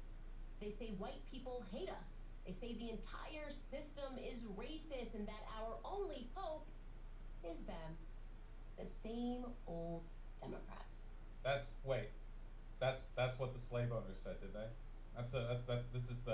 This is the classic slave owner quote from 1850. You know, that's what they go out there. You know, the slave master would go out there to the fields and get a bullhorn. He'd be like, "Hey, this is like really systemically racist, and we're all gonna need to work together to fix this problem." And then like they'd go back inside and have a lemonade. What were the drinks called? Like a julep, a sweet julep or something? I don't know. Has classic quote, by the way, all over the history books. The same old Democrats. The Mint plantation julep, owners thank know you, mint julep. what will happen if blacks demand that their children receive a good education. If they shake off. Wait, I think they are. Wait, hold on. I think they are. Betsy Davis was trying to defund public education under Trump. I think they do want better education. That's why they vote Democrat. Off their dependence on government handouts. If they refuse to see themselves as victims and instead embrace all the opportunities America offers. See, hold on. That right there is the language. The whole video thus far has been about how black people are on the modern plantation system. But right there she just said, refuse to see themselves as victims, which reveals what this really is. This isn't an attack on Democrats. It's an attack on black people. This video, I mean. This video is meant to stoke some kind of self-hating, you know, I've been weak for so long, kind of fiery rejection of voting in the Democrats. But I think it speaks ultimately to the weakness of Candace Owens' political prescriptions, in that since this is ultimately an attack on black people, she can't actually criticize any of the Democrat policies that she's impugning here. Like, seriously, free school lunches are bad because they foster dependency on the state? Yeah, dude, that really speaks to the fucking problem at the heart of the black community today. Like, you know, there's a bunch of black mothers out there who are like, they wake up at 6:30 a.m. and they're getting ready for work and they gotta send their kids to school, and they're thinking, damn, if only I couldn't rely on my child getting sustenance for free at school, you know? Damn. Especially since, you know, if they wanted to, the black families could just provide these breakfasts and lunches to their kids anyway. Like, the option for the school to provide these doesn't deny you the ability to just make the food for your kids. You're not really talking about empowering black people, just fucking over the ones who don't have the time or the energy or the money to make stuff for their kids. The plantation system would collapse once and for all. At long In the last. 19th century, we had to depend on others to be liberated. This time, we have to do it ourselves. Will we? I'm Candace Owens, author of Blackout, How Black America Can Make Its... Is it a coincidence that she's kind of dressed like a plantation owner? Is that I'm only just now getting this. We have kind of like the lace collar or these beads, you know, and she's got like the all white ensemble. You know, we've got a little bit of the Colonel Sanders drip, you know? Is that a I don't know about that. Second escape from the Democrat plantation for Prager University. This video was made possible through Thank you. Through a generous donation from the generous donation from the Kentucky Patriots for America. the Kentucky Patriots Oh, I gotta think. for America. Imagine living in Kentucky.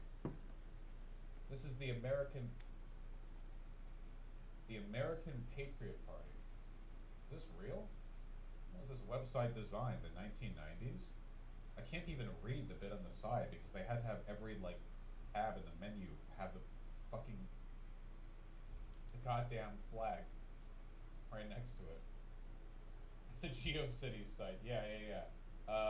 Yeah, I don't actually see anything directly called the Kentucky Patriots for America. Let me put it in quotes. See if that. Yeah, not really. No results found for the Kentucky Patriots of America. That's a little bit odd. Nothing at all. Not anywhere on the internet. Okay. Well. All right. Whatever.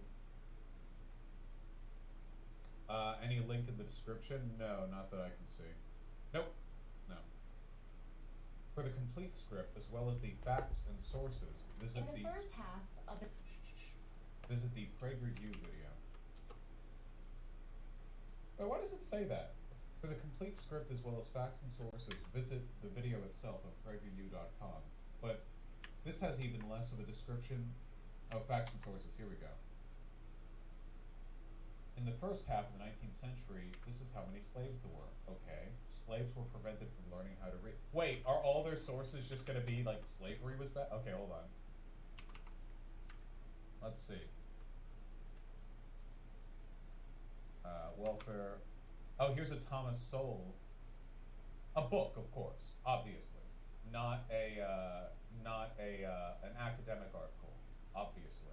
A book where you don't have to peer review, naturally. Let's see.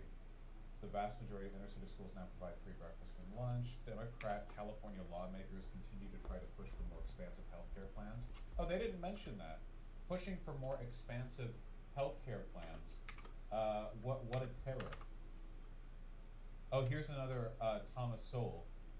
Hoover Institute economist Thomas Sowell, who went to Harvard, taught. This is just a quote from the thing. This is just a link to Paul Krugman.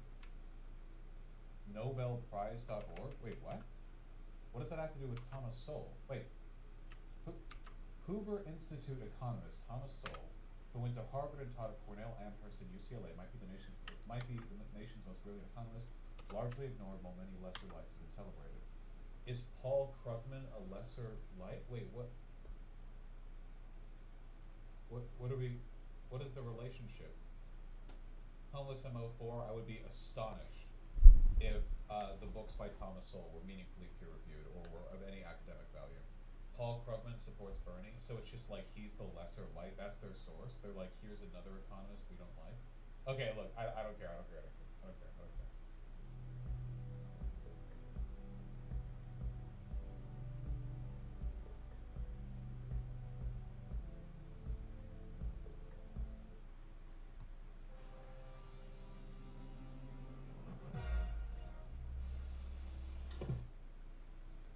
My wonderful and extremely intelligent actualized friends who all have clean rooms, Jordan Peterson and Ben Shapiro, together in the ring, talking about wealth inequality and taking personal responsibility. Now this right here is my content, okay? So we're gonna try to address these arguments in good faith in case any Jordan Peterson fans happen to stumble into this channel and quickly flee in terror. I feel like being uncharitable to Jordan Peterson because he dodged my debate request on Twitter recently. Very cringe, you know, very not self-actualized. You know, it's the 13th rule for life, okay? It's come and fucking debate me, Shapiro, and Jordan Peterson and everyone else, I guess, really. But anyway, one of the big reasons that I really, really dislike Jordan Peterson is because he pushes the traditional conservative framework that not only do you have to take individual responsibility, which you do, I agree with that, that's fine, but individual responsibility is so supremely important that it supersedes all other kinds of social improvement. That if there's ever a systemic issue, like poverty being experienced by one group disproportionately, it's actually just a group of people not taking enough personal responsibility. The reduction of all social problems down to individual fault is one of the predominant issues, not only with liberalism, but with the carcasses feasting on its festering corpse, a la Ben Shapiro. Ben Shapiro is not a libertarian, by the way. He loves heavy state solutions. He wants to ban pornography, for Christ's sake. I mean, we're not exactly talking about a staunch warrior for free speech over here. Let's see what arguments we have to deal with. So Jordan, you were speaking a moment ago about the sort of lack of meaning that people are looking for, particularly young men, and it really is a big thing that young men seem to have lost meaning. Postmodernism killed the scientific rationalist world, and... No, that is not what postmodernism means. I don't feel like explaining this again. You know, for people who have, respectively, a PhD in psychology and a law degree from Harvard, neither of these people have even the faintest idea what postmodernism is or means. The postmodernists have decided to substitute for that a certain utopian vision of remolding of American society in terms of what they call equity, but really amounts to tribal dynamics. And what he's really complaining about right now is that progressives exist. But if Ben Shapiro said, I don't like that progressives exist, he would come off like what he is, a conservative loon. So instead he says, this utopian postmodern dream of what they call it equity, but what they really mean is fundamentally reorganizing America. All of these complaints, all of these arguments could be made against Martin Luther King Jr. Seriously. If you actually think about it, well, I mean, they did. Back when Dr. Martin Luther King Jr. was, out and about, people like Ben Shapiro, racists, would make the argument that he was doing the same thing. He was inspired by Marxism, that he was using Bolshevik logic to reorganize the foundations of America, which are fundamentally a pro-white. He says equality, but he means black supremacy. It's the same argument, always. Shouldn't you explain postmodernism for the segment, also for me? Postmodernism is a lens of analysis which holds that there are no fundamental truths about the human experience that can be used to sum up that experience in its totality, but rather that human experience must be understood through multiple lenses of analysis that play off each other and interact in a variety of ways.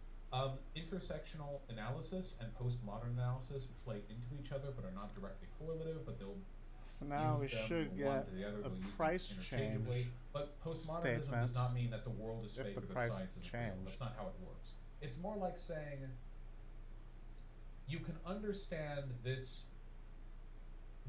You can understand this Michael Bay movie, Assignment to constant through the analytical variable. perspective of a person who just wants to have fun and enjoy a good time at the theater, and like jerk off through his pants pocket, because that's what Michael Bay fans do. Or you can analyze it through like this rigorous analytical film theory informed perspective, and that there are valid insights both perspectives can offer. That you can never say definitively that one of them is 100% and totally and completely correct. Does that make sense? All right, let's just move on. You see this over and over, the radical left pushing its own version of utopianism. Classical liberals have been wrong-footed, I think, by the need for something more fulfilling, which is why classical liberalism always relied on an unspoken assumption that you were going to find meaning in your family, you were going to find meaning in religious community, you were going to find meaning in bettering your social life outside of government. But when that unspoken understanding just dissipated, when religion started to fall apart, all that was left was, well, let's just be rational with one another. There's not much inspiring there, and I think that's why you see that across the board, a drive toward irrationalism, a certain level of romanticism dominating the society, to the point where irrationalism is much more prized than rationalism. If you make a rational point, if you cite data, very often this is now considered not only impolitic, but damaging and dangerous. This is very funny from Ben Shapiro, a person who is allergic to using any kind of statistical backing for his arguments. So what Ben Shapiro just said is essentially illiteracy. I don't know if he was speaking in tongues there. That doesn't mean anything. Religion fell apart, so people turned to logic, but logic didn't give them meaning, so now they like anti-logic. What the fuck are you talking about? It's funny because the organizations that Ben Shapiro spends his life railing against are organizations that are rooted in rationalism.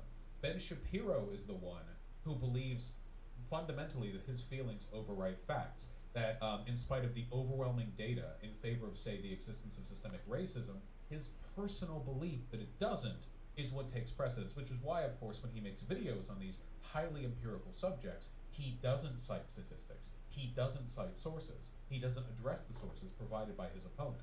He's a very fast-talking, very irrational person. And it's funny to me that from his own analytical framework, he would turn to anti-rationalism when apparently religion should be all he needs to get meaning. The other thing that Hey, JP. ideology does, and the radical leftists are also very good at this, is that it provides you with a convenient locale for the existence of evil. And so, if you reflexively identify the patriarchy with evil, well, first of all, that's a powerful idea, independent of its broad merit. We're seeing more feelings it's right now, by the true. way. Now, it's not the only truth, and it's not the complete truth, but it's true. The reason it's true is because every hierarchical system tends to degenerate in the direction of power. And Okay. Oh. Jordan Peterson is not a philosopher, and it's incredibly evident when he actually tries to talk about stuff like this. His self-help advice is acceptable, but oh my god, every hierarchy degenerates into power? What do you say? What is a hierarchy if not power? What are you talking about?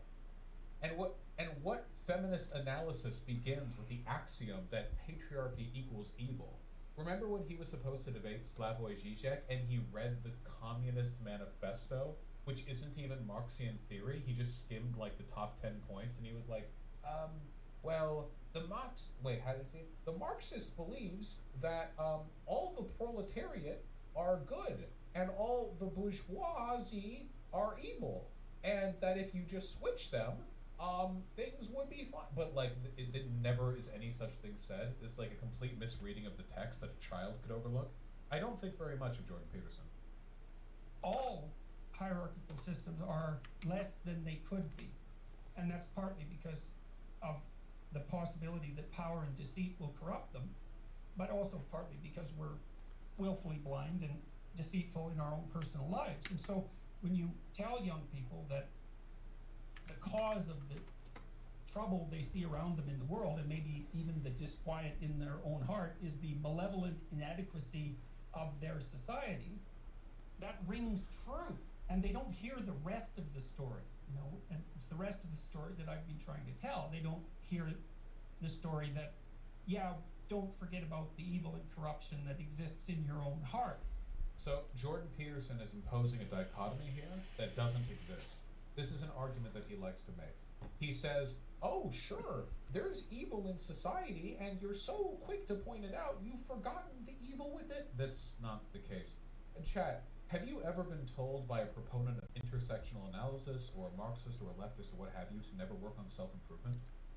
Have you ever heard that in your lives? Because I certainly haven't. In fact, if you go into leftist communities, you'll find that they're obsessed with self-improvement. Maybe by metrics that Jordan Peterson wouldn't necessarily approve of. You know, they're all trying to gape their assholes wider with bad dragon dildos, and I respect their journey. But I have never in my life heard like the mantra that like you shouldn't engage in self-improvement. The only thing I can think of that comes even close to that is when like girl bosses are telling other girl bosses that they're perfect the way they are. But that's been happening for like 1 billion years, okay? That's been happening for a long, long time, okay? Maybe it's true that there are a lot of like 12-year-old leftists online who just want to like lay in bed all day or whatever, and you can kick them in the ass, sure. But the idea that the problem with society, he's Martin-Baileying a little bit too. Jordan Peterson is making it sound like he doesn't have an issue with systemic critiques when that's a lie. He just said, I don't mind when they make these critiques, but they've forgotten the evil with it. That's not true. He does mind when people make those critiques. Him and Ben Shapiro are both of the same cloth in here, you know? They're like, oh, conceptually we don't have a problem with addressing systemic critiques, you know? Systemic critiques like anti-white racism, anti-Republican bigotry, you know, anti-Zionism, that kind of thing, you know, anti-white male bigotry, these big systemic critiques that we should address. And then when you actually look at the data and find out that's not substantiated in reality, you know, you have like the say systemic racism against black people, then they say, oh no, you should be focusing on within black people, the evil is within you, like, you know? It's basically a way of dismissing the concerns of civil rights organizations. It's not a new one, by the way. And don't forget about the fact that nature, this wondrous goddess as portrayed by the anti-human environmentalists, and by that I don't mean all environmentalists, by the way, that wonderful goddess nature is also trying to make you ill and kill you at all times. And so, is it ableist of me to make fun of him for saying nothing after all the brain damage he suffered? Wait, should I? It's not problematic, right? But the story that corruption exists in hierarchical structure, and that's a consequence of malevolence, the malevolent use of power and deceit, that's true. So it's very motivating, especially if you're young and you're looking for an adventure. Now, it's also too convenient, which is one of its tremendous dangers, because unless you're taught to look within and identify the malevolence there as the primary moral obligation, then you now have an excuse and a moral justification to take out all of your negative emotion, your hostility, your resentment, everything about you that's... He takes forever to say the most obvious shit. Yes, okay, he's saying that just because you can levy systemic critiques, it doesn't mean that you shouldn't also try to engage in self-improvement. He's been saying this for like 5 years now. Are people not tired of hearing it? Nobody disagrees. It's also very patronizing, the idea that like everybody with a systemic critique of society must actually have some deep-seated personal problem. Pardon me if this is inconsiderate, but it comes off a little bit like projection from Jordan B. Peterson, considering his drug abuse problems and all the stuff that he kept secret for years while he wilted away. Like, not everyone is in that state, you know? The implication being levied by Peterson here is that like all your Black Lives Matter activists or whatever secretly have personal problems they need to levy. Now, there are some people watching who are going to say, that's not what he's saying, he hasn't specifically said that at all. To which my response is, Jordan Peterson never specifically says anything. Ever. Jordan Peterson never says anything except by implication. He never actually comes out and directly makes a political point. All he does is just ask questions in a very obvious direction where there's only one possible conclusion that you can arrive at. You know? As Zizek pointed out, Peterson's activism itself refutes Peterson's look-inside stance. Yeah, Peterson has said don't try to change the world unless your house is in order, but Peterson went ahead and tried to change the world while his house was extremely not in order, which leads me to believe he doesn't actually believe in the stuff that he says. It's not a good look when self-help gurus violate their own ethical code to an extreme extent like that. And it makes me wonder, like, does he actually believe that all these civil rights activists, progressives, and postmodernists really need to work on stuff within? Or does he just want them to shut up? And by work on problems within, does he mean by arbitrary metrics that they don't agree with? Like he would look at some feminist girl with like tats and colored hair, and Jordan Peterson would say, you clearly aren't well enough to critique the so-called evil patriarchy until you address whatever emotional problems are causing you to look like that. Like, that sounds like something that he would say, right? Because he's argued that millennials and people who are suffering from the decay of liberalism find a lack of meaning in their lives, and they engage in these signifiers to compensate for it. I mean, people have been doing crazy fashion stuff for hundreds of years, thousands of years, so I don't know. I don't think that's a very good argument, personally, but it seems like it's just a way to make people shut up, frankly. Unexamined on the demonic enemy, and of course that degenerates with extraordinary rapidity, as we've seen over and over and over. So it's up to the centrists on both sides to deal with this. I've been talking to the centrists on both sides, from Ben Shapiro and Jordan B. Peterson. You know, just it's up to us centrists. But that's what they want to do. That's the lie they want to sell you. They're not making any strong political prescriptions. They're decrying this extremism, this lack of meaning, this unwillingness to adopt nuance in their critiques of the world on both sides, except they'll only ever talk about it from the left, you know? Or actually, I wonder, sometimes they will signal at poor behavior from the right, but it'll be the most extreme example of that behavior. So like Ben Shapiro might mention Charlottesville, and that'll be contrasted against the entirety of Black Lives Matter, the largest civil rights protest that has ever taken place in American history, you know, with tens of millions of participants. And it'd be like, yeah, these two things where people were being equally unreasonable.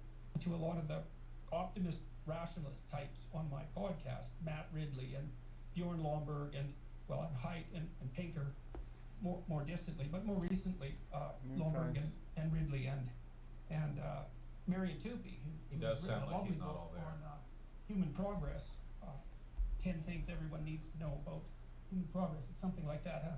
Anyways, one of the things we discussed consistently was the difficulty in promoting the message that all three of these men are very aware of, which is that from a material perspective, in terms of absolute privation, worldwide, humanity is way better off on virtually every dimension you could possibly measure than ever.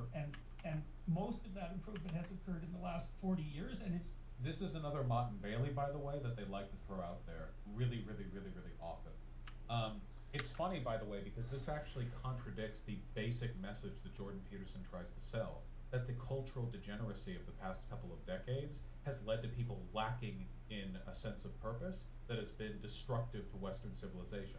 See, they simultaneously say the West is crumbling due to postmodernism, but then they say, hey, communists, socialists, racist people, anti-racist people, things are better than ever. Why would you complain about racism? Things are better than they ever have been, you stupid idiot. They have to adopt both of these positions simultaneously because it's a tenet of fascism.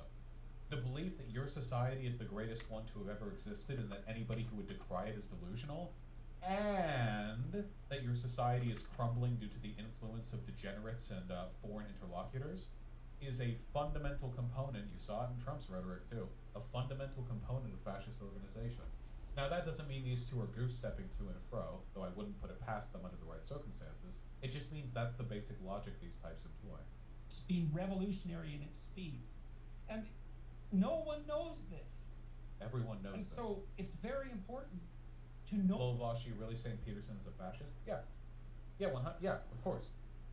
He's a cultural conservative who preaches about degeneracy and uses the Nazi talking point of cultural Marxism as evidence that the West is crumbling. Yeah. The position that he pushes, yeah. Now, people think that, like, being a fascist means you have to be like a Charlottesville participant, okay? Like, you have to be out there and you have to be, like, with the swastika on your arm. That is not true at all. If fascism required you to be that obviously stupid, then there wouldn't be any fascist countries. There would have never been any fascist movements. In reality, the greatest perpetuators of fascism are not the lunatic Gestapo swastika on forehead types. They're the people like Jordan Peterson, the phony intellectuals who sit at home and they convince millions of young men that they're the ones who are going to be needed to prevent the cultural death of the West. That's kind of how it works. And he doesn't talk about the strength of the state much. I think that's an important part of fascism. No, he just talks about the strength of the civilization. I know how percentages work and now. How the best way to defend that civilization is to attack the same groups of people that are already state enemies under a fascist government. Although my original he's a formula step would work it's if the true price that changed he doesn't 33%. go around screaming about how, like, America is the greatest nation to have ever lived or anything like that. Outside of that, I that don't formula buy does not a appear little to bit work. What he just said, but I mean, you have to follow the logic that he pushes. Where do you think an average listener of Jordan Peterson is going to go after having listened to what he said? Do you think they're going to hear, postmodern Marxists are destroying Western civilization through their infiltration of academia, and the West is going to die unless a strong reactive force of cultural Christians come together and defend Western civilization? Like, where do you think they're going to go from that, right? Fascism and advocacy for fascism is a pretty broad range. If there are any people who disagree with me on this, then rather than thinking of the most hyperbolic fascist you can in your head and comparing that person to Jordan Peterson, think instead, do you think a fascist would take value from what Jordan Peterson has to say? Do you think a person whose positions are identical to a Charlottesville participant might listen to Jordan Peterson and think, hey, some of these positions are pretty agreeable? The main thing Jordan Peterson does that seems to deviate from the fascist line of logic is individualism. Jordan Peterson claims to be hyper-individualistic. But is he? He's constantly touting the importance of social meaning and Western civilization. And additionally, we already know that the preponderance of individualism in the skeptic community already pushes people towards fascism. Think Sargon of Akkad. That guy pushed himself as an individual, an individualist, for years. And now he's an ethno-nationalist. Does that make sense?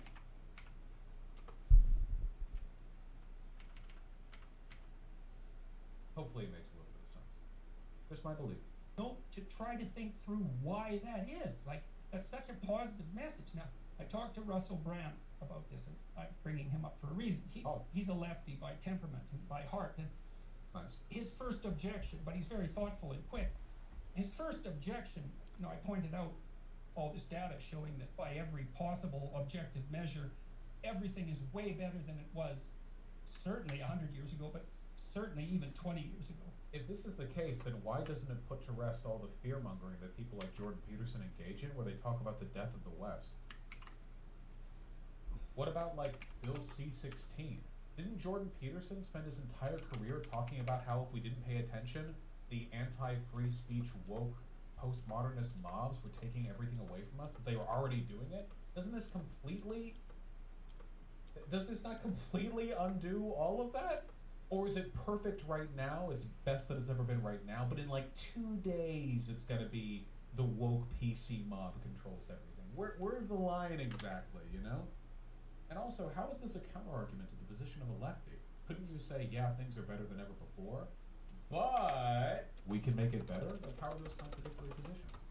I think they mean by living standards. Jordan Peterson said by every standard. I'm going to take him at his word here. He is a PhD, and he should be more careful with his language if that's not what he means. Even on the environmental front, in the main, and he said, how well, is the what environment about better disparity of distribution? So there's the problem of absolute level of wealth, let's say, that's improving, but there is still tremendous disparity, and of course that is fair enough. You could even point out that the role of the left is to provide a conscientious voice for that's constantly attending to the fact of continuing disparity regardless of absolute level of wealth, and fair enough, but what was the Russell Brand argument? Having said all that, it's a great mystery that incremental optimism is not sufficiently motivating. And wait, what was the point of the Russell Brand segue? Did I miss a conclusion to the end of that? Yeah, was he just name dropping? One day, Jordan Peterson will name drop me for clout sharking. He'll be on Joe Rogan, and he'll be like, yeah, I talked to Vosh that one time. And Joe Rogan will be like, dude, really? We can't even get that guy on. And Jordan Peterson will be like, yeah, he had 5 minutes to fit in between his lunch break and playing Bloodborne Chalice Dungeons for 17 hours.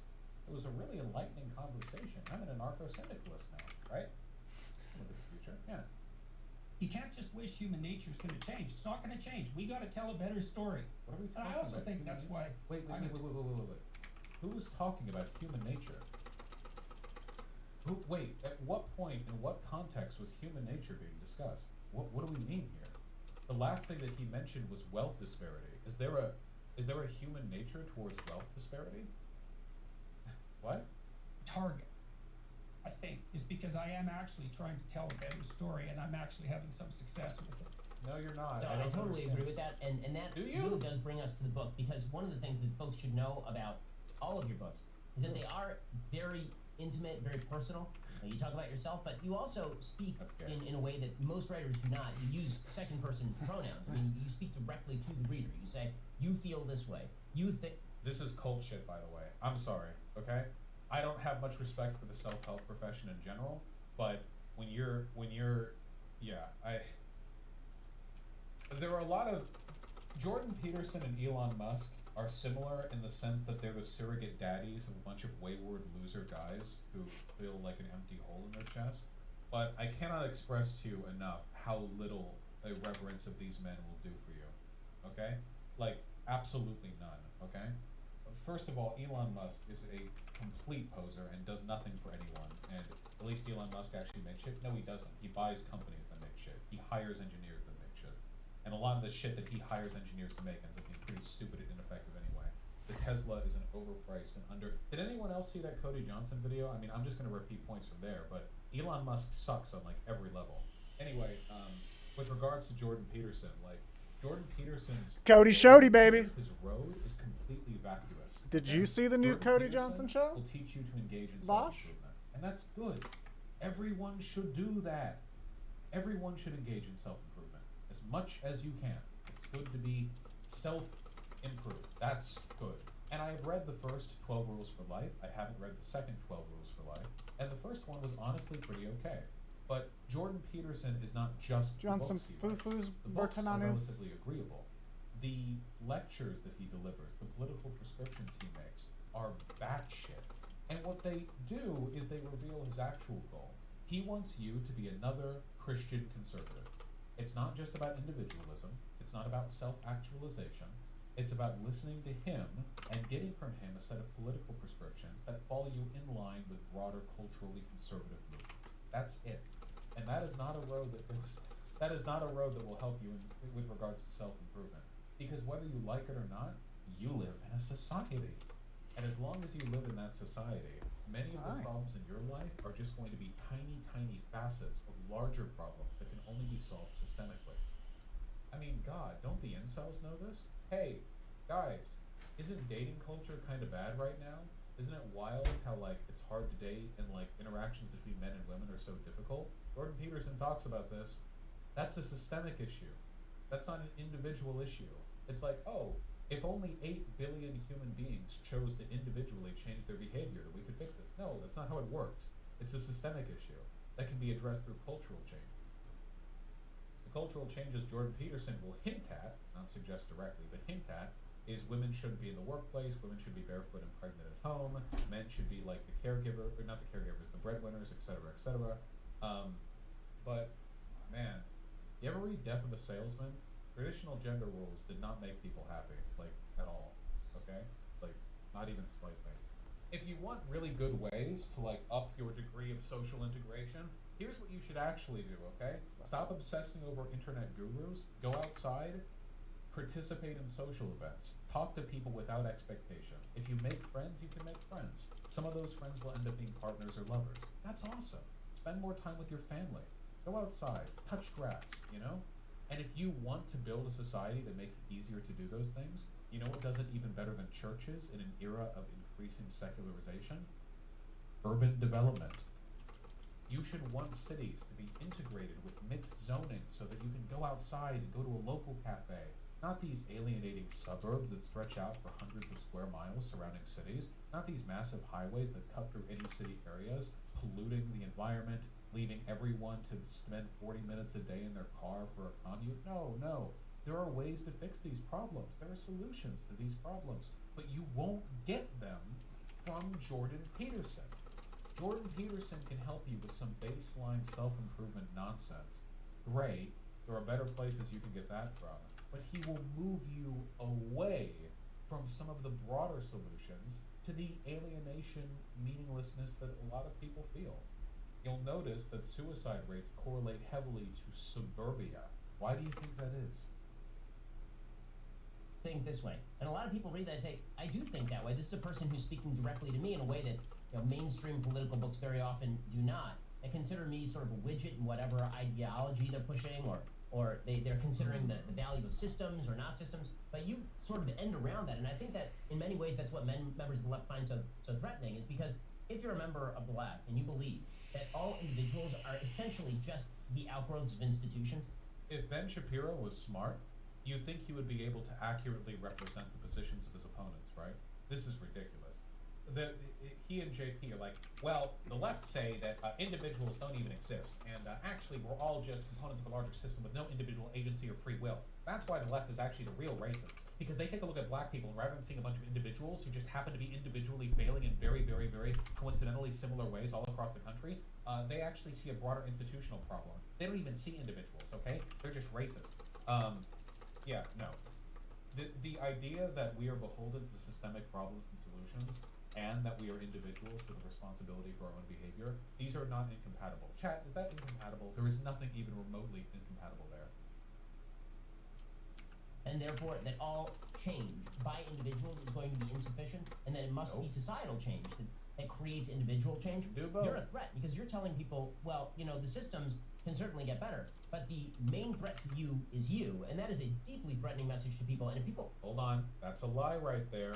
Jordan Peterson and Ben Shapiro do not say the systems can get better. Anybody who promotes any solutions to existing social problems is met with a bombardment of bad faith arguments from the both of them. With Jordan Peterson, things have never been better, or Ben Shapiro's cringy PragerU intellectual tier, there was never any such thing as systemic racism after the passage of the Civil Rights Movement, or of the Civil Rights Bill. They do not want systemic critique, no matter what they say to you. people find fulfillment in that message, then the left really does have a problem, because if people start improving their lives within the system and not blaming the system for their problems, and instead recognizing that they can improve their lives, that's what members of left hate most of all. You know, you talk about in the book, Jordan, the fact that people are constantly coming. Isn't it interesting that Ben Shapiro right now is saying that antipathy towards society is what moves people to the left, but the entire Republican Party right now is organized around the idea that Trump was denied victory in the 2020 election, a myth that Ben Shapiro has pushed into in his own ways? A sense of victimhood is literally the glue binding the Republican Party together right now. Republicans don't actually have any underlying policy goals, which is why back one day before Trump left office, like 80% of the Republicans were in favor of the economy, and then the day Biden took office, now it's like 17%. Republicans don't actually, their positions and opinions on the political state of the world have nothing to do with reality and are based entirely around a constant sense of persecution. What about the January 6th attack on the Capitol? What about everything you do on your show, Ben Shapiro, where you complain about being under attack, and you complain about what you would call a systemic issue? Those postmodernist, Marxist, progressive, BLM, whatevers, you're complaining about a systemic issue, and you bring people over to the right by fear-mongering about those people.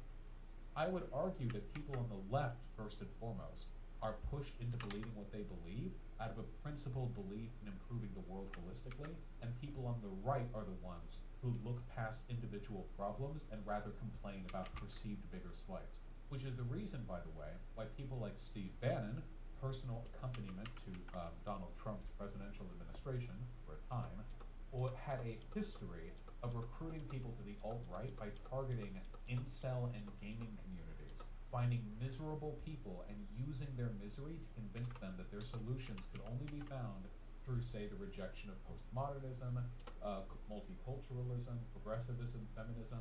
Everything you claim the left does, the right does far more. Coming up to you, and they're saying things like, you know, I was leading a dissolute life. I read your book, I started taking your advice, and I've turned it around, and now I'm doing much better in life. And, you know, I'm blessed to have much the same experience from a lot of people who listen to the show, people who have been homeless, who now have graduated Harvard Law School, people who were single moms and then decided to take a college course and figure out their lives, people who've made mistakes and turned their mistakes around. And to me, those are inspirational stories. I think that because those inspirational... But the left would look at those stories and say, no, don't go to college and get a job and turn your life around. You're supposed to be on welfare and just complain about the system all day. No! Is he gonna say, he might say that, actually. Stories exist. That, I think, is why people find you to be such a threat. It's because so many people are inspired by the stuff that you say. What? No, he's implying it, yeah. Why people find you to be a threat? Because you convince people to go get night classes at college. Okay. I mean, I get emails like that all the time from people who are telling me that my videos inspire them to engage in self-improvement. So what are we to do with that? I mean, do we want to compare numbers as a proportion of our relative popularity? It's just not a phenomenal metric. And change their life individually without putting all of their ire and focus on a system that the left is mainly focused on tearing down. Notice how earlier Ben Shapiro says there are ways the systems could be better, but now he describes it as the left tearing down the system. These people don't want any systemic critiques. Don't listen to their bullshit. Don't listen to their bullshit for a single fucking second. These people pretend to be amicable to the idea of a multidisciplinary approach to social problems, but the nanosecond you bring up a social problem, you'll be the one tearing it down. You're the one who's engaging in bad-faith arguments. You're the one who's being a bigot towards Republicans. The exact same arguments that you see them making here will be made against you. I defy anyone to go read 10,000 comments on my YouTube channel. Already have, I've read all and three. not come away with a much better. Wait, is this actually a joke? Is this PhD actually gonna say, look at my YouTube comments, you can tell my system works? Are we really? With a much refreshed view of human nature. What? The comments are. What about in the human main nature? What are we? Unbelievably positive, and not in a naive sense. They're positive in a thoughtful sense, and in a communal sense. Because Hold on 1 second. Let me just go to YouTube. Vosh Jordan Peterson. Here we go. Jordan Peterson is a pseudo-intellectual hack that's a year old. Actually, nearly 2 years old. Take a look. I'm at my old apartment. Here we go. Let's take a look at the YouTube comments. Damn. Looks like people agree with me. Oh, shit. Oh, shit. Oh, my God. Lobster Man. Damn. This is a very effective way of engaging an argument. Sort by new? Oh, no. We'll do it. I don't know if we'll be as friendly. I would be grateful if you could elucidate us about how it's ridiculous to compare postmodernism with Marxism. I understand Marxism is primarily a critique of the Western capitalist system, but it would seem that critical theory is the application of Marxist methods of critique applied to all other aspects of society, that one can be exploited for more than just economic gain, not least. How long is this? Ugh. Alright. Get the Daniel comment. I can't believe you said that. Now I can't take you seriously. Take a fucking flight. Shit, ask a Venezuelan about that. Uh-oh! 9:35. This is going to be the end of my career. This is being included in the new video. What did I say? Chavez's and Maduro's sort of continued legacy in Venezuela actually produced a pretty substantial rise in the quality of living over there. Not to mention the USSR modernized. That was true before everything went to shit, wasn't it? It's been a while since I've talked positively about Venezuela, but as I understood it, before the big economic fucking brouhaha, there actually was a pretty substantial. Shit was going down like 2014. Yeah, I was referring historically. Yeah. I think so. Yeah. I don't know. Yeah, but it went to shit. Yeah, but I don't think it went to shit because of fucking Hugo Chavez. The people who are making comments on the lectures are also commenting on each other, and there's ideological babble on both sides. I would say that's probably 5% of the comments. And generally, I believe they're written by people who didn't actually watch the lecture, because they're... Wait. I'm sorry. I'm engaging in some pretty petty shit right now, but are we seriously saying, like, if you look at the YouTube comments, you'll find that people actually support what I said. Now, there are going to be negative comments, but those people never actually watched the video. Damn, that's a really... Is this, this is, how you should... This is the future of defending your PhD. Your doctoral thesis, you know? Throwing that out there. I released a live reading of my research on the YouTube, and as you can see, I have 7 comments. Now, 5 of those comments are positive. 1 of them is neutral, and 1 is negative. However, I have reason to believe the negative comment did not actually come from a person who fully watched my video. If you take a look at this line right here, where he talks about having sex with my mother, you'll notice this doesn't actually substantively critique anything contained within my work. I don't know if this person may have not even watched the first half, possibly. I don't mention sex with my mother until at least 3 quarters in, and at that point you'd think he would have given note to any of the many, conditions by which I explained the situation beforehand. Often out of context, but in any case, 95% of the comments are thoughtful, but also extremely positive, which is very rare in a social media comment landscape, which tends to be very, very toxic. And so I think that's absolutely great, and it certainly has that impact on me when I read it. But the comments are going to be mostly positive for any political figure. You can see that from a Nazi channel. I mean, unless you get brigaded from another channel, as long as you're making content that your audience expects, your comments are always going to be positive. But then, except for Abigail Shapiro. Here's something else that I observed in the media attacks that have been directed towards me. They're not just directed towards me. well, first they're directed to who they think I am, so that's What- kind of interesting. What to begin with, attacks? but What are? more than directed to me, and more perniciously, is that they're directed to those who are hypothetically following. So your Peterson impression is not as good as Hassan's? Yeah, you know why? Because Hassan's voice is higher and whinier than mine is. No shit he can do a better JP impression. Have you heard him talk? Yeah, of course, obviously, okay? Me. Now, I don't regard myself as someone with followers. I regard myself as someone with viewers, listeners, and readers. And that's different. But in any case, Jesus Christ. my typical follower, so goes the story, is a disaffected. This is really bad to watch, man. This guy is one of the most well-known conservative demagogues, and he's my YouTube my last video had at least a 96% like to dislike ratio. I don't like to call them viewers, more Socratic observers. Come on, man. JP, are you okay? Affected, angry, young, white male. Huh? And for a while, I, in some sense, pushed back against that and said, well, my audience is about 70% male, but YouTube's... Wait. Bullshit, your audience is 70% male. You yourself have tweeted out that it's like 95% male. Does anyone have that tweet? Jordan Peterson tweet male audience. Where is that? Oh, 91%.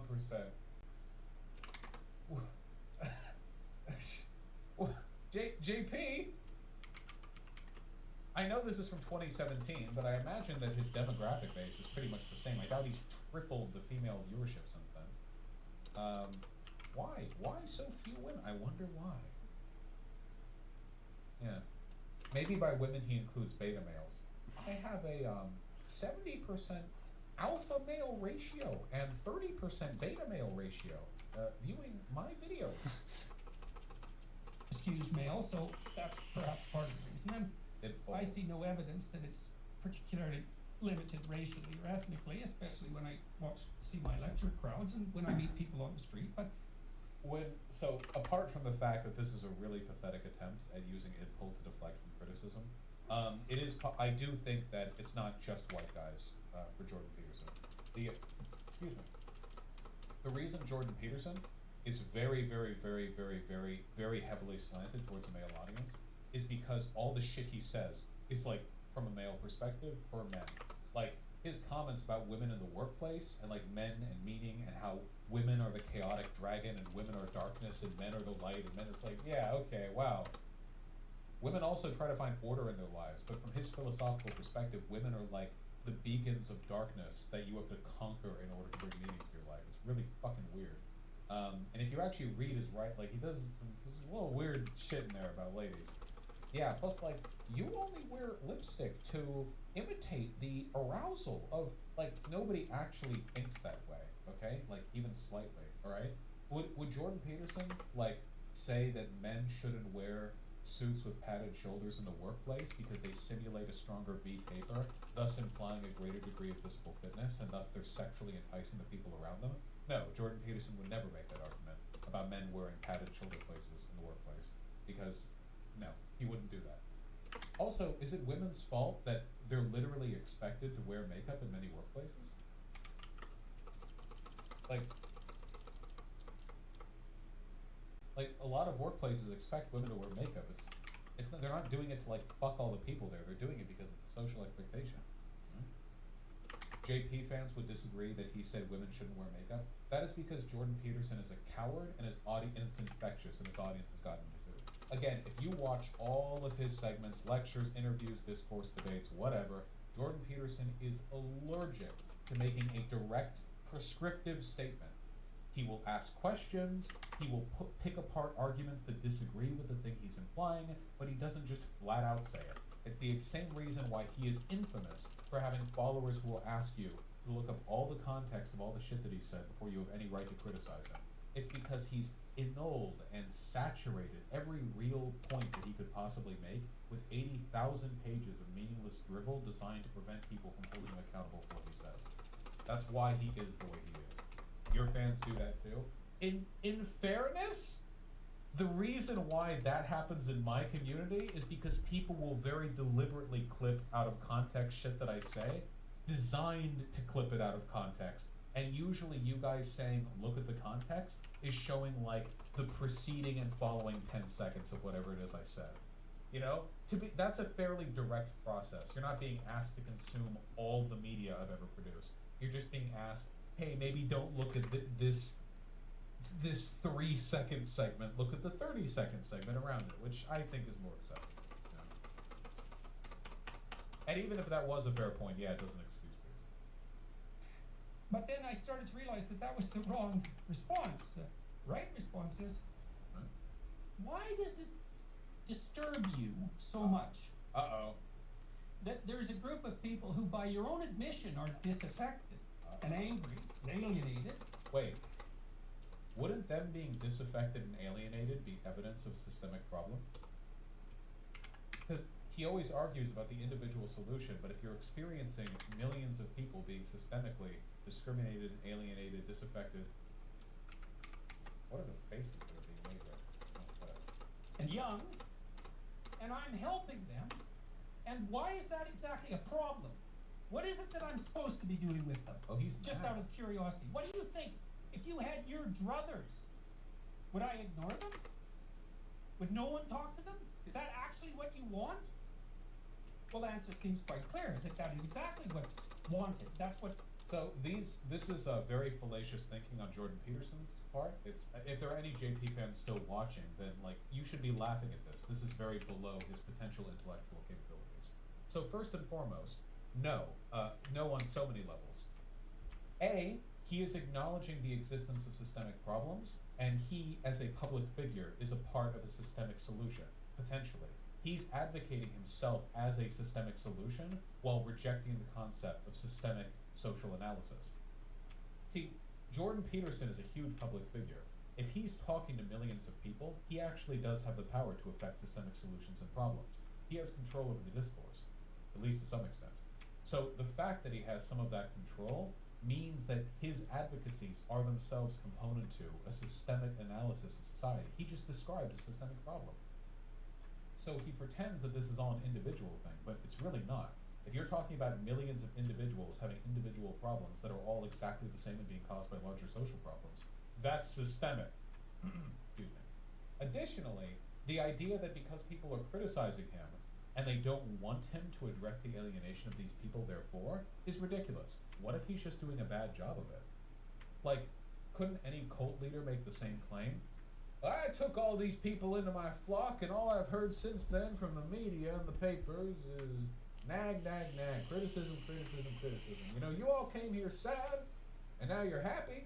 It seems like they don't want you to be happy. This is a completely not functional line of logic.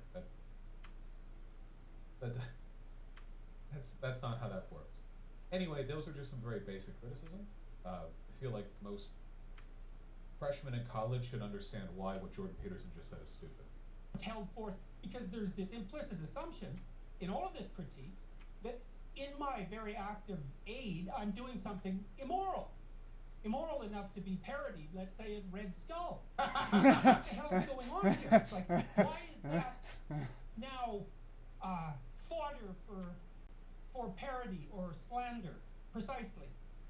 I mean, remember that this guy, so if this guy worries about being taken out of context, keep in mind this guy just front-facedly lies all the time. The C-16 shit was really clear. Do you guys remember that back in 2017? He was like, the government is gonna come, they're going to arrest you, they'll kill your children in the streets if you don't pronoun correctly. I would rather die, I'll live on my feet, I'll die on my feet rather than live on my knees, the postmodern and nothing happened. Nothing happened. To this day, still, right now, the 11th of May, 2021, nobody has been arrested for misgendering anyone in Canada. Nothing has happened, but he gained millions of followers fear-mongering over it. It passed, nothing happened. Why aren't JBP fans pointing out this obvious lie? Do you not feel betrayed? That, like, many of you got on board with him because of the critiques, the fear-mongering that he levied that ended up being completely non-existent.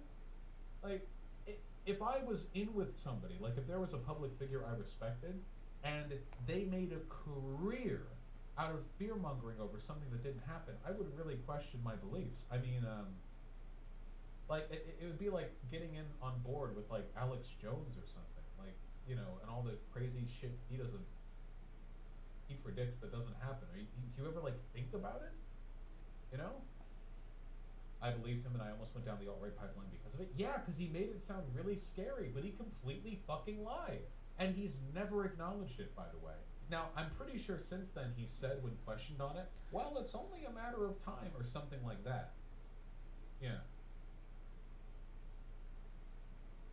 That's not entirely true. That guy got arrested for misgendering his daughter, but that had literally to do with C-16. Wasn't that in America? And also, wasn't that because he violated a court order? That had nothing to do with C-16. Yeah, we're several degrees removed from C-16 doing anything. Do you debate the fact So that was in Canada? Sometimes, yeah. But it was not because of C-16. that I'm helping? Well, you go read the comments yourself and see what you think. And so then, You think I'm doing harm? Look at my YouTube comments. Didn't a neo-Nazi make that argument? Anyone could make that. Socialists could make that argument. What are we talking about? I thought about that a bunch too. I thought, well, what is it with men? The men that I'm Seriously. speaking to, let's say. God. Why are they responding positively? Why do they come to my lectures, the biblical lectures even, which is very surprising, right? Because what the hell are men doing in a biblical lecture, especially young men, especially when they could go do anything else and they have to pay for it? It's like, what are they doing coming to this lecture? Well, if the patriarchy is an evil tyranny, then the appropriate attitude towards any male ambition. Whoa, hold on. Again, this is really low IQ shit. Your boy. Damn, up 2% right in like a few minutes. He's about to say something unfathomably dumb. I'm pausing the video in the hopes that I can like psychically alter the contents of this recording and make it less stupid, but it's not gonna happen, is it? Is that Is right? to not treat it as ambition, but to treat it as nascent drive to tyrannical power. Nobody, no public figure, feminine, whatever, are saying that men being ambitious is men being driven to tyrannical power.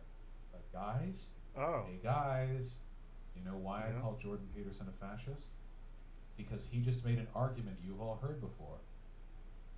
Anti-sexism is a code word for anti-male. Oh, if you reject the patriarchy and think it's evil, then you must think that all men's ambitions are actually a sign of tyrannical, or, if phrased by another group of people,